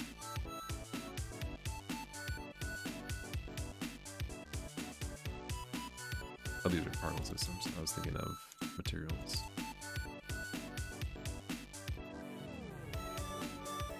Doesn't seem like you can. So I guess this is just, hold on. Yeah, okay, so you have this. All right, so it's move material buttons. All right, got it. That's probably what I'll do is I'll add a couple of move buttons here where you can move things up and down. Add a button to delete the material, delete the property. Maybe spread this across 2 rows instead of 1 because it's a little cramped. Maybe the type will be on the 2nd row, and the name, movement, and deletion options will be on the top row for each thing. And then I'll probably put it in a box, and that'll be it. And then we are basically good to go. We still have to actually, I guess we'll also need to loop through these properties and pull them from this location and put them into the tags because yeah, we will want to put them in tags. But this is good. This is really good. This is gonna be so sick. TJK says it'd be great, super dope if you could export Blender shaders out to Tetra, but that'd be crazy difficult to match. Yeah, I don't think I'll be able to do that. For a couple of reasons, one of which being Blender shaders just have more content, more pure content. I could probably do, I mean, I could like make it an effort to do it, but I don't feel like there would be so much of a payoff. And then on top of that, Tetra doesn't really have the same concept of shaders. It has fragment shaders, which is Kage, and then it has vertex programs, which, you know, there's no analog for, because Blender has vertex shaders as well as fragment shaders and geometry shaders and stuff, and Tetra just has like a vertex program that you can just hand write. So I don't know, it'd be interesting, but I don't think I would get very far making trying to port a shader system over to Tetra 3D. I just don't think I'd be able to get there. But at the very least, this works. And this is gonna be sick. It's gonna be so sick. It's gonna be sick. It's gonna be so sick. Sick is gonna be sick. Alright, let's do one last thing. I guess we'll just do like this.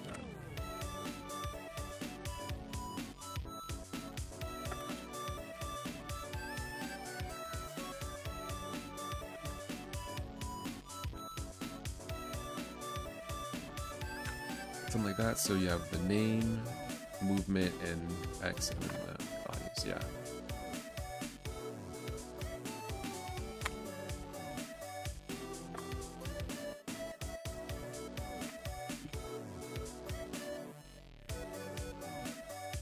Yeah, like this.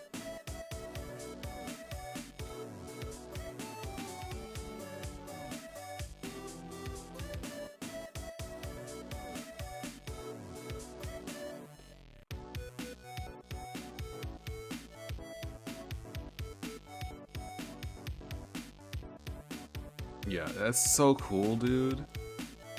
This is gonna be sick. This is gonna be sick. I'm gonna change it to reference.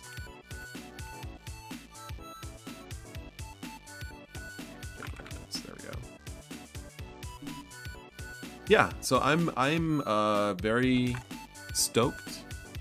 It's very close to being usable. I just need to add those last 2 features, and then this will be another release for people who want to use Tetra 3D. I think it's a cool feature, and the more I work on this, the better it becomes, and the more hyped I am to work on it. I think it's gonna be, it's definitely something else. It's already something else.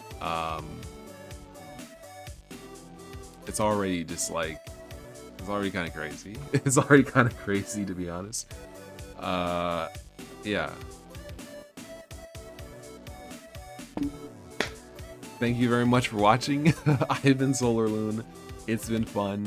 If you want to support development of this game as well as of Tetra 3D, please check out the links in the description below to my itch and Steam pages and Patreon. I really do appreciate your support and watching my streams and stuff. And I'll have to catch you guys on the flip side next time. See ya. It's been fun. It's been really fun.